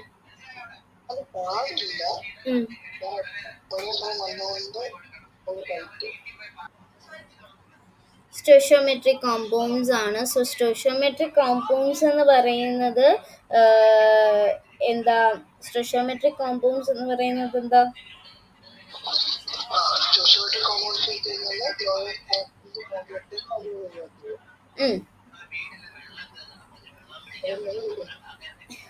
എന്തോ? നോൺ സ്റ്റോഷിയോമെട്രിക് കോമ്പൗണ്ട്സ് എന്ന് പറയുന്നത് ഒരു ഫോർമുലയിലുള്ള ആറ്റങ്ങള് ശരിയായ, അതായത് പൂർണ്ണമായിട്ടുള്ള ഒരു ഹോൾ നമ്പർ റേഷ്യോ ഇല്ലാത്ത കോമ്പൗണ്ട്സുകളെയാണ് നമ്മൾ എന്തെന്ന് പറയുന്നത്, നോൺ സ്റ്റോഷിയോമെട്രിക് കോമ്പൗണ്ട്സ് എന്ന് പറയുന്നത്. ഇപ്പൊ ഞാൻ ഫോർ എക്സാമ്പിൾ ഇപ്പോൾ വാട്ടറിന്റെ കാര്യം പറയില്ലേ, വാട്ടറിന് ഫിക്സ്ഡ് ഒരു കോൺസ്റ്റന്റ് ആയിട്ടുള്ള ഒരു റേഷ്യോ ഉണ്ട്. പക്ഷെ അങ്ങനെ കോൺസ്റ്റന്റ് ആയിട്ടുള്ള ഒരു റേഷ്യോ ഇല്ലാതെ വരുന്നതിനെയാണ് നമ്മൾ എന്തെന്ന് പറയുന്നത്, ഈ ഒരു നോൺ സ്റ്റോഷിയോമെട്രിക് കോമ്പൗണ്ട്സ് എന്ന് പറയുന്നത്. അതിന്റെ എക്സാമ്പിൾ ആയിട്ടാണ് ഈ FeOയുടെ കേസ് ഒക്കെ പറയുന്നത്. ഒരു Feയും ഒരു Oയും കൂടെ യഥാർത്ഥത്തിൽ അതിനെ കാണുന്നത് Fe0.95O എന്നുള്ളതാണ്. അപ്പം Fe എന്ന് പറയുന്നത് 1O. അപ്പൊ ഇത് നോൺ സ്റ്റോഷിയോമെട്രിക് കോമ്പൗണ്ട് ആണ്, കാരണം അതിന് പൂർണ്ണമായിട്ടുള്ള ഒരു കംപ്ലീറ്റ് ആയിട്ടുള്ള ഒരു ഹോൾ നമ്പർ റേഷ്യോ ഇല്ല. മനസ്സിലായോ? അത് എന്തുകൊണ്ട് അങ്ങനെ സംഭവിക്കുന്നത്? Why does it happen? ഇത് സംഭവിക്കുന്നത് ചില കാരണങ്ങളുണ്ട്. കാരണം ചില ആറ്റങ്ങൾ കുറയുകയോ അല്ലെങ്കിൽ അധികം ആകുകയോ ചെയ്താൽ, ഇപ്പൊ ചില അതിലിപ്പം Fe2+ ആറ്റങ്ങൾ Fe3+ ആകുന്നു. അപ്പൊ അങ്ങനെയൊക്കെ കൂടുകയോ കുറയുകയൊക്കെ ചെയ്തു കഴിഞ്ഞാൽ അങ്ങനെ സംഭവിക്കാം. പിന്നെ ക്രിസ്റ്റൽ ഫീൽഡിൽ എന്താണ് ഡിഫക്റ്റ് വരുമ്പം അങ്ങനെ സംഭവിക്കാം. പിന്നെ ടെമ്പറേച്ചർ അല്ലെങ്കിൽ പ്രഷർ മാറുമ്പോൾ ഓക്സിജൻ കുറയോ കൂടുകയോ ഒക്കെ ചെയ്യുന്നത് കൊണ്ടൊക്കെ സംഭവിക്കാം. ഓക്കെ. അപ്പം യഥാർത്ഥത്തിൽ ഇപ്പം FeO ആയി കാണുന്നു, Fe0.95O ആയി കാണുന്നു. അപ്പൊ അവിടെ ചില Fe2+ ആറ്റങ്ങൾ എന്ത് ചെയ്യുന്നു, ഇല്ലാതാകുന്നു. അതിന് പകരം ചില Fe3+ ആറ്റങ്ങൾ അവിടെ വരുന്നു. അതുകൊണ്ട് തന്നെ ഫോർമുല എന്ത് ചെയ്യുന്നു, ഇൻഡിജർ അല്ല, നോൺ സ്റ്റോഷിയോമെട്രിക് ആണ്. മനസ്സിലായോ? ക്ലിയർ അല്ലേ? എന്തെങ്കിലും ഡൗട്ട് ഉണ്ടോ? ഇപ്പം NaCl എന്ന് പറഞ്ഞു കഴിഞ്ഞു കഴിഞ്ഞാൽ നമുക്ക് കിട്ടുന്ന NaCl ഇപ്പം ഞാൻ എടുക്കുക. ഇപ്പം NaCl എടുക്കുന്ന സമയത്ത് അവരുടെ ആറ്റം റേഷ്യോ എന്ന് പറയുന്നത് 1:1 ആണ്. ഓക്കെ, എക്സാക്ട് റേഷ്യോ അല്ലേ ഇത്? എക്സാക്ട് റേഷ്യോ അല്ലേ? ഇപ്പൊ ഞാൻ FeO ആണ് എടുത്തതെന്ന് ഇരിക്കട്ടെ. FeO എടുക്കുന്ന സമയത്ത് ഇവിടെ എന്താന്ന് വെച്ചാല് Feയുടെ ഇതെന്ന് പറയുന്നത് 0.95 ആണെന്ന് ഞാൻ പറഞ്ഞില്ലേ? സോ 0.95 ഓക്ക് 1 തന്നെയാ. അത് എക്സാക്റ്റ് ആണോ? അതാണ് സംഭവം. അതാണ് അത് നോൺ സ്റ്റോഷിയോമെട്രിക് ആവുന്നത്. ക്ലിയർ ആയോ? എക്സാക്ട് ഒരു റേഷ്യോ ഇല്ല. സ്ലൈറ്റ്ലി ലെസ് അല്ലെങ്കിൽ മോർ ആറ്റംസ് ആണ്. Slightly less or more atoms, അതാണ് അവിടെ not exact whole number ratio വരുന്നത്. അതുകൊണ്ടാണ് അത് നോൺ സ്റ്റോഷിയോമെട്രിക് കോമ്പൗണ്ട് ആയിട്ട് മാറുന്നത്. ക്ലിയർ? അത്രയേ ഉള്ളൂ. ഇനി കോംപ്ലക്സ് ഫോർമേഷൻ ആണ്.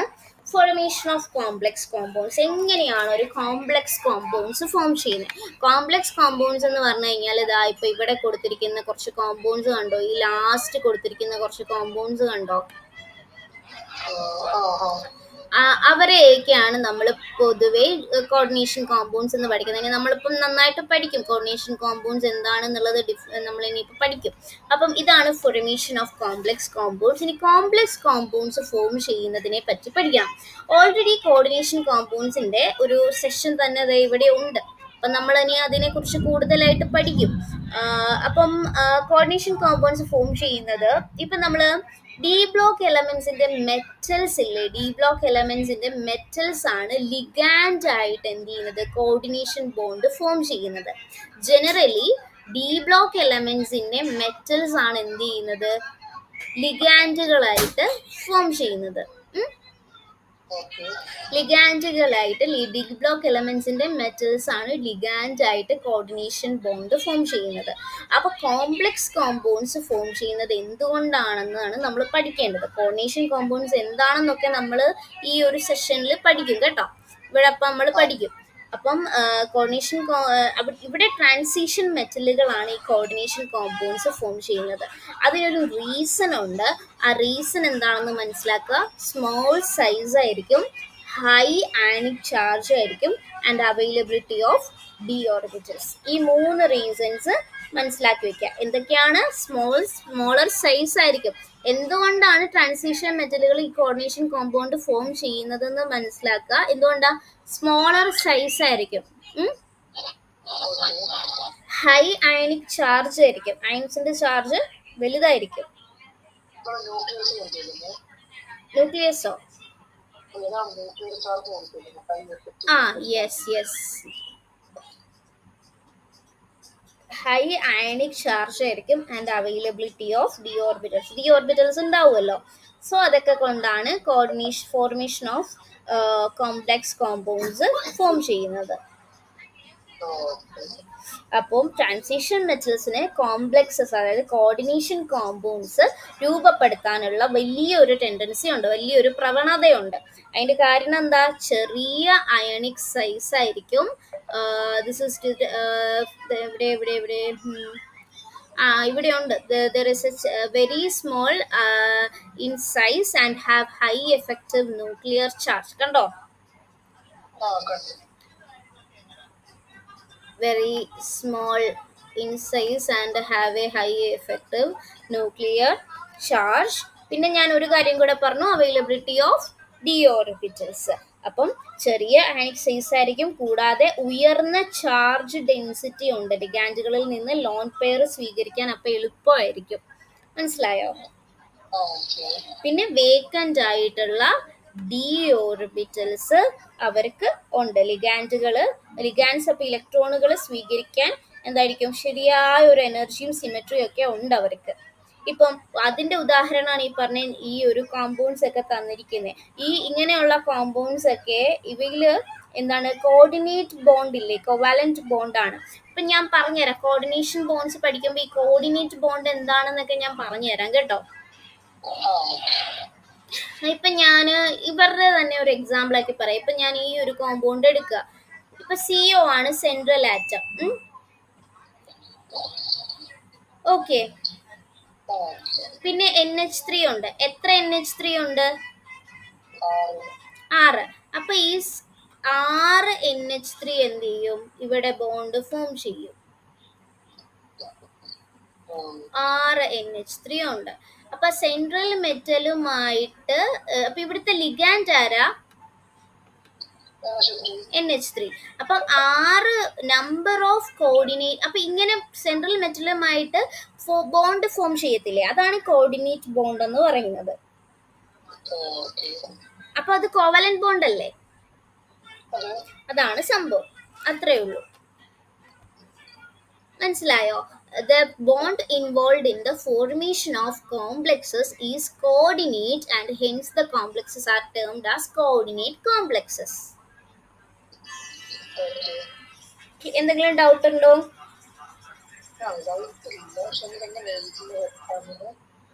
എക്സാമിന് ഇതിന്റെ ഷോർട്ടാക്കി എങ്ങനെ കോംപ്ലക്സ് ഫോർമേഷൻ വരുന്നത് ഞാൻ പറഞ്ഞ 3 പോയിന്റ്സ് നല്ല രീതിയിൽ എഴുതാം. വേക്കന്റ് ഡി ഓർബിറ്റൽസ് ഉണ്ട്, very transition, very small size ആണ്, ഹൈ എഫക്റ്റീവ് ചാർജ് ആണ്, അയണിക് ചാർജ് ആണ്, അത് അങ്ങനെയുള്ള കാര്യങ്ങളൊക്കെ എഴുതുക. പിന്നെ ഇത് വായിച്ചിട്ട് ഇപ്പൊ ഞാൻ പറഞ്ഞു തന്നില്ലേ, ഈ കോർഡിനേറ്റ് ബോൺസ് ഉള്ള കാര്യമൊക്കെ എഴുതുക. ക്ലിയർ ആണോ?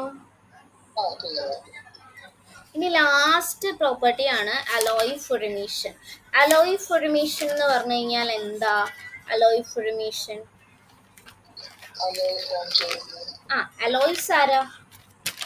ഇപ്പൊ D block elements alloy form ചെയ്യും. അലോയ് എന്ന് പറഞ്ഞാൽ ഇപ്പം നമ്മൾ പറയുകയാണെന്നുണ്ടെങ്കിൽ നമ്മൾ യൂസ് ചെയ്യുന്ന അലോയ്സ് ആണ്. Steel is an alloy. Alloy എന്ന് പറയുന്നത് മെറ്റൽസ് തമ്മിൽ മെറ്റൽസിന്റെ ഒരു ഹോമോജീനിയസ് മിക്സ്ചർ ആണ് അലോയ് എന്ന് പറയുന്നത്. മെറ്റൽസ് തമ്മിലുള്ള മെറ്റൽസിന്റെ ഒരു ഹോമോജീനിയസ് മിക്സ്ചറിനെയാണ് നമ്മൾ അലോയ് എന്ന് പറയുന്നത്. അപ്പൊ അലോയ് ഫോർമേഷനിലേക്ക് വരുമ്പോൾ ഒരു മെറ്റലിനെ വേറെ ഒരു മെറ്റലായിട്ട് മിക്സ് ചെയ്തിരിക്കും. ഒരു മെറ്റലിനെ വേറെ ഒരു മെറ്റലായിട്ട് മിക്സ് ചെയ്തിരിക്കും.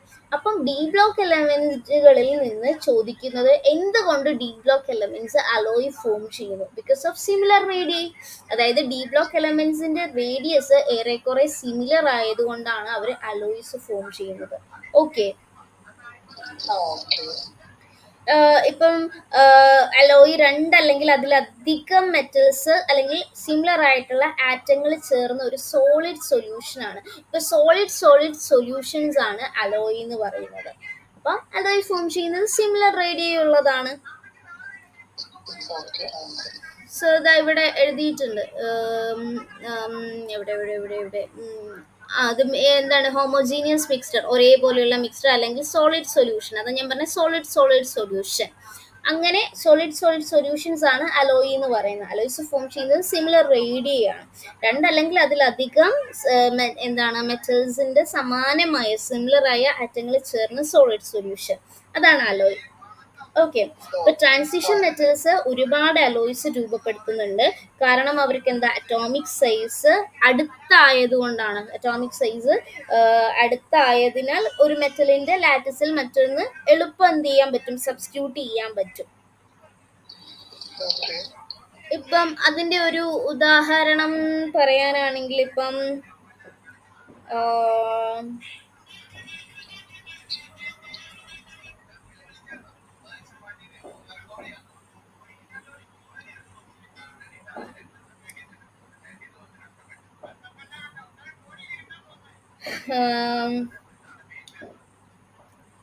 ഇപ്പൊ അലോയ് എന്ന് പറഞ്ഞാൽ എന്താ? ഒരു ഹോമോജീനിയസ് മിക്സ്ചർ അല്ലെങ്കിൽ ഒരു solid solution of A metal with one or more metals or metalloids എന്ന് പറഞ്ഞാൽ എന്താ? ഒരു പോലത്തെ ഉള്ള ഒരു അലോയ് എന്ന് പറയുന്നത് എന്താ? ഒരു മെറ്റലിനോടൊപ്പം അല്ലെങ്കിൽ ഒരു മെറ്റലോ അല്ലെങ്കിൽ കൂടുതൽ മെറ്റലുകളോ അല്ലെങ്കിൽ മെറ്റലോയിഡുകളോ ചേർത്ത് തയ്യാറാക്കുന്ന ഒരു ഹോമോജീനിയസ് ആയിട്ടുള്ള ഒരു മിക്സ്ചർ. അതാണ് എന്ത്? ഒരു അലോയ്. അതാണ് അലോയ് എന്ന് പറയുന്നത്. എന്തുകൊണ്ടാണ് ട്രാൻസിഷൻ മെറ്റൽസ് അലോയ്സ് ഫോം ചെയ്യുന്നത്? കാരണം അറ്റോമിക് സൈസ് സിമിലർ ആണ്.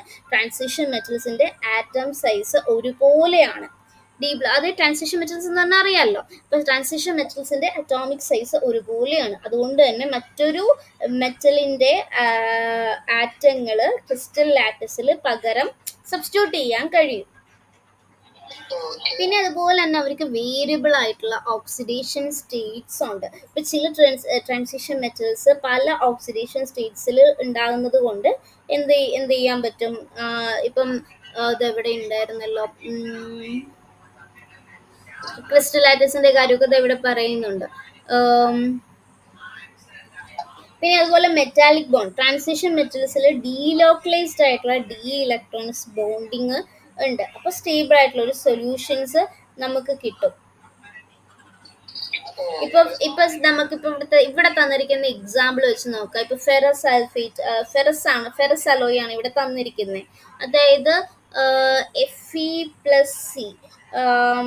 ഫെറസ് അലോയ് എന്ന് പറയുമ്പോഴത്തേക്കും അതൊരു സ്റ്റീലാണ്. സ്റ്റീലിൽ നിന്ന് പറയുമ്പോൾ ഫെറസ് അലോയ് എന്ന് പറയുമ്പോഴത്തേക്കും കൺഫ്യൂഷൻ ആവുന്നുണ്ടോ? എന്തോ ചെറുതായിട്ട് ഒന്നുമില്ല.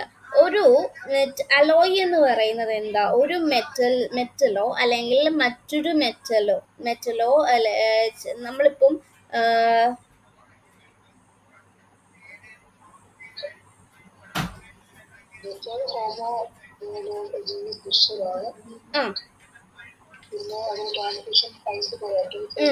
സിമിലർ ആയിട്ടുള്ള സൈസ് ഉണ്ട്. ആ ഇപ്പം മെറ്റല് ഇപ്പം അതായത് ഇപ്പം ഞാൻ ഒന്നുകൂടെ പറഞ്ഞുതരാം. ഒരു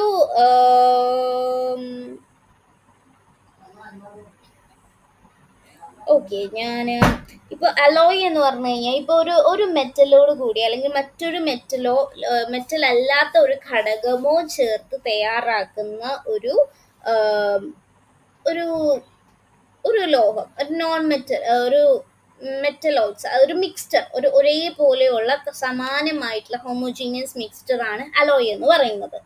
ഓക്കെ, ഇപ്പൊ എക്സാമ്പിൾ പറയാനാണെങ്കിൽ സ്റ്റീല്, ബ്രാസ്, ബ്രോൺസ്, ഇതൊക്കെ എന്താണ്? അലോയ്സ് ആണ്. ബ്രാസ് എന്ന് പറയുന്നത് ഇങ്ങനെയാണ് ബ്രാസ് എന്ന് എഴുതുന്നത്. ബ്രാസ് എന്ന് പറയുമ്പോൾ കോപ്പറും സിങ്കും ആണ് കേട്ടോ. കോപ്പറും സിങ്കും വരുന്നതാണ്. കോപ്പർ പ്ലസ് സിങ്ക്, കോപ്പറും സിങ്കും വരുന്നതാണ് ബ്രാസ്. പിന്നെ ബ്രോൺസ്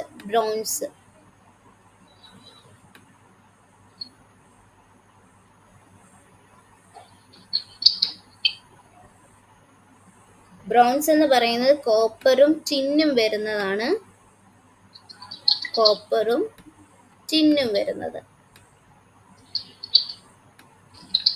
ഓക്കെ, കോപ്പറും ടിന്നും ഇവരൊക്കെയാണ് എക്സാമ്പിൾസ്, അലോയ്സിന് എക്സാമ്പിൾ. അപ്പം അലോയ് ഫോർമേഷൻ എങ്ങനെ നടക്കുന്നു വെച്ച് കഴിഞ്ഞാൽ ട്രാൻസിഷൻ മെറ്റൽസ് അലോയ്സ് പെട്ടെന്ന് ഉണ്ടാകുന്നത് ചില കാരണങ്ങൾ കൊണ്ടാണ്. ആറ്റങ്ങളുടെ സൈസ് സിമിലർ ആയിരിക്കും. ലോഹങ്ങൾ തമ്മിൽ എന്ത് ചെയ്യും? ക്രിസ്റ്റൽ ലാറ്റിസിൽ പെട്ടെന്ന് അങ്ങോട്ടും ഇങ്ങോട്ടും സബ്സ്റ്റിറ്റ്യൂട്ട് ചെയ്യാനായിട്ട് അവർക്ക് പോവാനായിട്ട് സാധിക്കും. അതൊന്നാമത്തെ കാര്യം. പിന്നെ വേരിയബിൾ ആയിട്ടുള്ള ഓക്സിഡേഷൻ സ്റ്റേറ്റ് അവരെ കാണിക്കും. ഇപ്പൊ ചില മെറ്റൽസ് പല ഓക്സിഡേഷൻ സ്റ്റേറ്റ്സിൽ ഉണ്ടായിരിക്കാം അല്ലേ?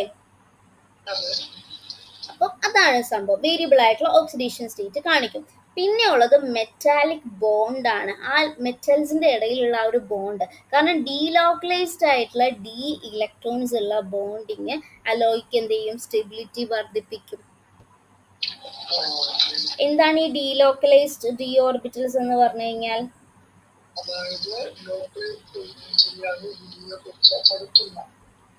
എന്തോ? ആ, എങ്ങനെ ഷിഫ്റ്റ് ചെയ്യാ?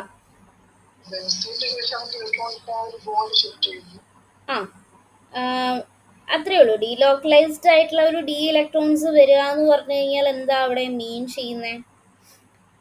ഡീലോക്കലൈസ്ഡ് ഡി ഇലക്ട്രോൺസ് എന്ന് പറഞ്ഞാൽ ഡി ഓർബിറ്റൽസ്, ട്രാൻസിഷൻ മെറ്റലുള്ള ഡി ഓർബിറ്റൽസിലെ ഇലക്ട്രോണുകൾ ഒരേ ഒരു ആറ്റത്തിനോട് പെട്ടെന്ന് ബന്ധപ്പെടാതെ അടുത്തിരിക്കുന്ന ആറ്റങ്ങളിലൂടെയും എന്ത് ചെയ്യും? സ്വതന്ത്രമായിട്ട് അവർ ഇങ്ങനെ മൂവ് ചെയ്യുന്ന ഇലക്ട്രോണുകളാണ്. അതാണ് ഡീലോക്കലൈസ്ഡ് ഡി ഇലക്ട്രോൺസ് എന്ന് പറയുന്നത്. മനസ്സിലായോ? അപ്പം അതാണ് ഒന്നാമത്തെ കാര്യം. ഇപ്പം നമ്മള്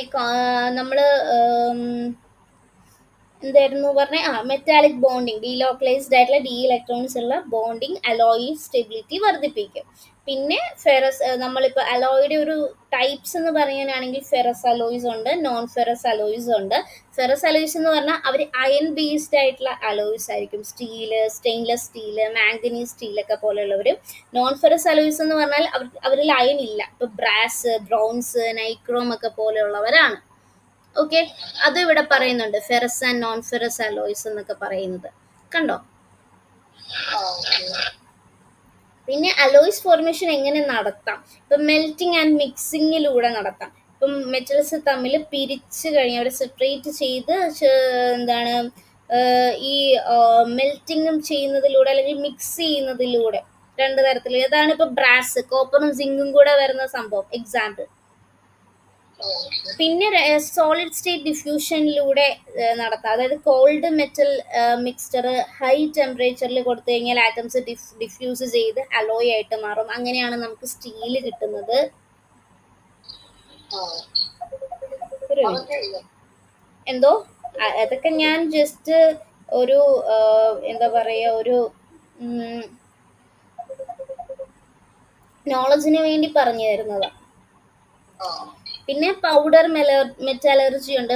പൊടിയുടെ സഹായം, അതായത് മെറ്റൽ പൗഡേഴ്സ് പ്രസ് ചെയ്യുമ്പോൾ എന്താണ് അലോയ് അങ്ങനെ ഫോം ചെയ്യും. ടങ്സ്റ്റൺ കാർബൈഡ് അലോയ്സ് ഒക്കെ അങ്ങനെയാണ് ഫോം ചെയ്യുന്നത്.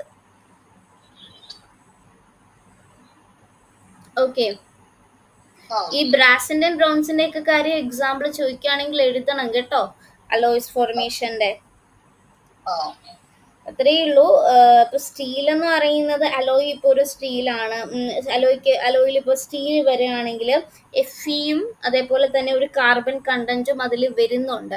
അയണും അതുപോലെ തന്നെ ഒരു കാർബണിന്റെ ഒരു കണ്ടന്റും വരുന്നുണ്ട്. അപ്പൊ അതെന്താണ്, ഇതേപോലെ തന്നെ സ്റ്റെയിൻലെസ് സ്റ്റീലിനൊക്കെ എക്സാമ്പിൾ ആയിട്ട് എഫി ഉണ്ട്, കാർബൺ ഉണ്ട്, ക്രോമിയം ഉണ്ട്, നിക്കലുണ്ട്, അങ്ങനെ വരും. ബ്രാസ് ആണെങ്കിൽ കോപ്പറും സിങ്കും ആയിരിക്കും വരുന്നത്. ബ്രോൺസ് ആണെങ്കിൽ കോപ്പറും ടിന്നും ആയിരിക്കും വരുന്നത്. മാംഗനീസ് സ്റ്റീൽ ആണെങ്കിൽ അയണും മാംഗനീസും ആയിരിക്കും വരുന്നത്. അങ്ങനെയൊക്കെ. അപ്പൊ അലോയിന്റെ പ്രോപ്പർട്ടീസ് എന്താണെന്ന് ചോദിച്ചു കഴിഞ്ഞാൽ ഹാർഡ്നെസ് ആയിരിക്കും. പ്യുവർ മെറ്റലിനേക്കാളും ഹാർഡ് ആയിരിക്കും. പിന്നെ ഉയർന്ന മെൽറ്റിംഗ് പോയിന്റ് ആയിരിക്കും ഉണ്ടാവുക. കൊറോഷൻ റെസിസ്റ്റൻസ് ഉണ്ടാവും. എസ്പെഷ്യലി സ്റ്റെയിൻലെസ് സ്റ്റീലിന്റെ കേസിലൊക്കെ കൊറോഷൻ റെസിസ്റ്റൻസ് ഉണ്ടാവും. പിന്നെ അതേപോലെ തന്നെ മെക്കാനിക്കൽ സ്ട്രെങ്ത് സ്ട്രോങ്ങർ ആയിരിക്കും, ടഫർ ആയിരിക്കും പ്യുവർ മെറ്റൽസിനേക്കാളും. പിന്നെ ഇലക്ട്രിക്കൽ അല്ലെങ്കിൽ തെർമൽ കണ്ടക്ടിവിറ്റി അലോയ് കോമ്പോസിഷനെ ഡിപ്പെൻഡ് ചെയ്യുന്നുണ്ട്. ഇതൊക്കെയാണ് അലോയ് ഫോർമേഷനെ കുറിച്ച് നമുക്ക് പറയാനുള്ളത്. ഞാൻ ഒരുപാട് കാര്യം പറഞ്ഞു തരുന്നുണ്ട്. ഇവിടെ തന്നിട്ടുണ്ട് കേട്ടോ. Generally the alloys of transition metals R hard, high melting points and more resistant to corrosion than parent metals. അതായത് പ്യുവർ ആയിട്ടുള്ള മെറ്റൽസിനേക്കാളും ഇവരെന്തായിരിക്കും, അലോയ്സ് ഓഫ് ട്രാൻസിഷൻ മെറ്റൽസിന്റെ അലോയ്സ് എന്ന് പറയുന്നത് തന്നെ എന്താ, ഒരു മെറ്റലിനോട് കൂടി മറ്റൊരു മെറ്റലോ അല്ലെങ്കിൽ മെറ്റൽ അല്ലാത്ത ഒരു ഘടകമോ ചേർത്ത് തയ്യാറാക്കുന്ന ഒരു ഹോമോജീനിയസ് മിക്സ്ചറിനെയാണ് നമ്മൾ എന്തെന്ന് പറയുന്ന അലോയ് എന്ന് പറയുന്നത്. ഒരു മെറ്റലോ അല്ലെങ്കിൽ ഒരു മെറ്റലിനോട് കൂടി മറ്റൊരു മെറ്റലോ അല്ലെങ്കിൽ മെറ്റൽ അല്ലാത്ത ഘടകമോ. ഇപ്പൊ സോളിഡ് ആണെങ്കിൽ എന്തോ നോൺ മെറ്റൽസിനെയാണ് മെറ്റലോയിഡ്സ് എന്ന് പറയുന്നത്. അപ്പം അതാണ് അലോയ് എന്ന് പറയുന്നത്. അപ്പം ആ അലോയ്സ് എന്ന് പറയുന്നത് ഒരു പേരന്റ് മെറ്റൽസിനേക്കാളും, അതായത് പ്യുവർ മെറ്റൽസിനേക്കാളും എന്തായിരിക്കും, മോർ റെസിസ്റ്റന്റ് ആയിരിക്കും, കൊറോഷന് ഹൈ മെൽറ്റിംഗ് പോയിന്റ്സ് ആയിരിക്കും, ആൻഡ് ഹാർഡ് ആയിരിക്കും പ്യുവർ മെറ്റൽസിനേക്കാളും. കാരണം ഇവര് പ്യുവർ ആയിട്ടുള്ള മെറ്റൽസ് അല്ലല്ലോ. ഒരു മെറ്റലോ അല്ലെങ്കിൽ ഒരു മെറ്റലും ഇപ്പൊ ഇതൊരു മെറ്റല്, അതിന്റെ കൂടെ വേറൊരു മെറ്റലോ അല്ലെങ്കിൽ മെറ്റൽ അല്ലാത്ത ഒരാളോ കൂടി എന്ത് ചെയ്യുക, ഒരു മെറ്റൽ അല്ലാത്ത ആളെയും കൂടെ ഒരു സിമിലർ ആയിട്ടുള്ള ഒരു ഹോമോജീനിയസ് മിക്സ്ചർ ആണ്. മെറ്റൽ അല്ലാത്ത ഒരു മെറ്റൽസിന്റെ കൂടെയോ അല്ലെങ്കിൽ മെറ്റൽ അല്ലാത്ത ആൾക്കാരുടെ കൂടെ മെറ്റൽ അല്ലാത്ത എന്തെങ്കിലും ഒരു ഘടകമോ ചേർത്ത് ഉണ്ടാക്കുന്ന ഒരു മിക്സ്ചർ, ഒരു ഹോമോജീനിയസ് ആയിട്ടുള്ള മിക്സ്ചറിനെയാണ് നമ്മൾ അലോയ്സ് എന്ന് പറയുന്നത്. ക്ലിയർ ആണോ? എന്തെങ്കിലും ഡൗട്ട് എവിടെയെങ്കിലും ഉണ്ടോ? ഓക്കെ, സോ അത്രയും കഴിഞ്ഞു. ഇനി നമുക്ക് അടുത്ത ഒരു പാർട്ടാണ് coordination compound. So D block elements നമ്മൾ കംപ്ലീറ്റ് ആയി. ഡി ബ്ലോക്ക് എലമെന്റ്സിനെ കുറിച്ച് നമ്മൾ പറഞ്ഞു കഴിഞ്ഞു. ഓക്കെ, ഇനി നമുക്കുള്ളത് എന്താ, കോർഡിനേഷൻ കോമ്പൗണ്ട്സ് ആണ്.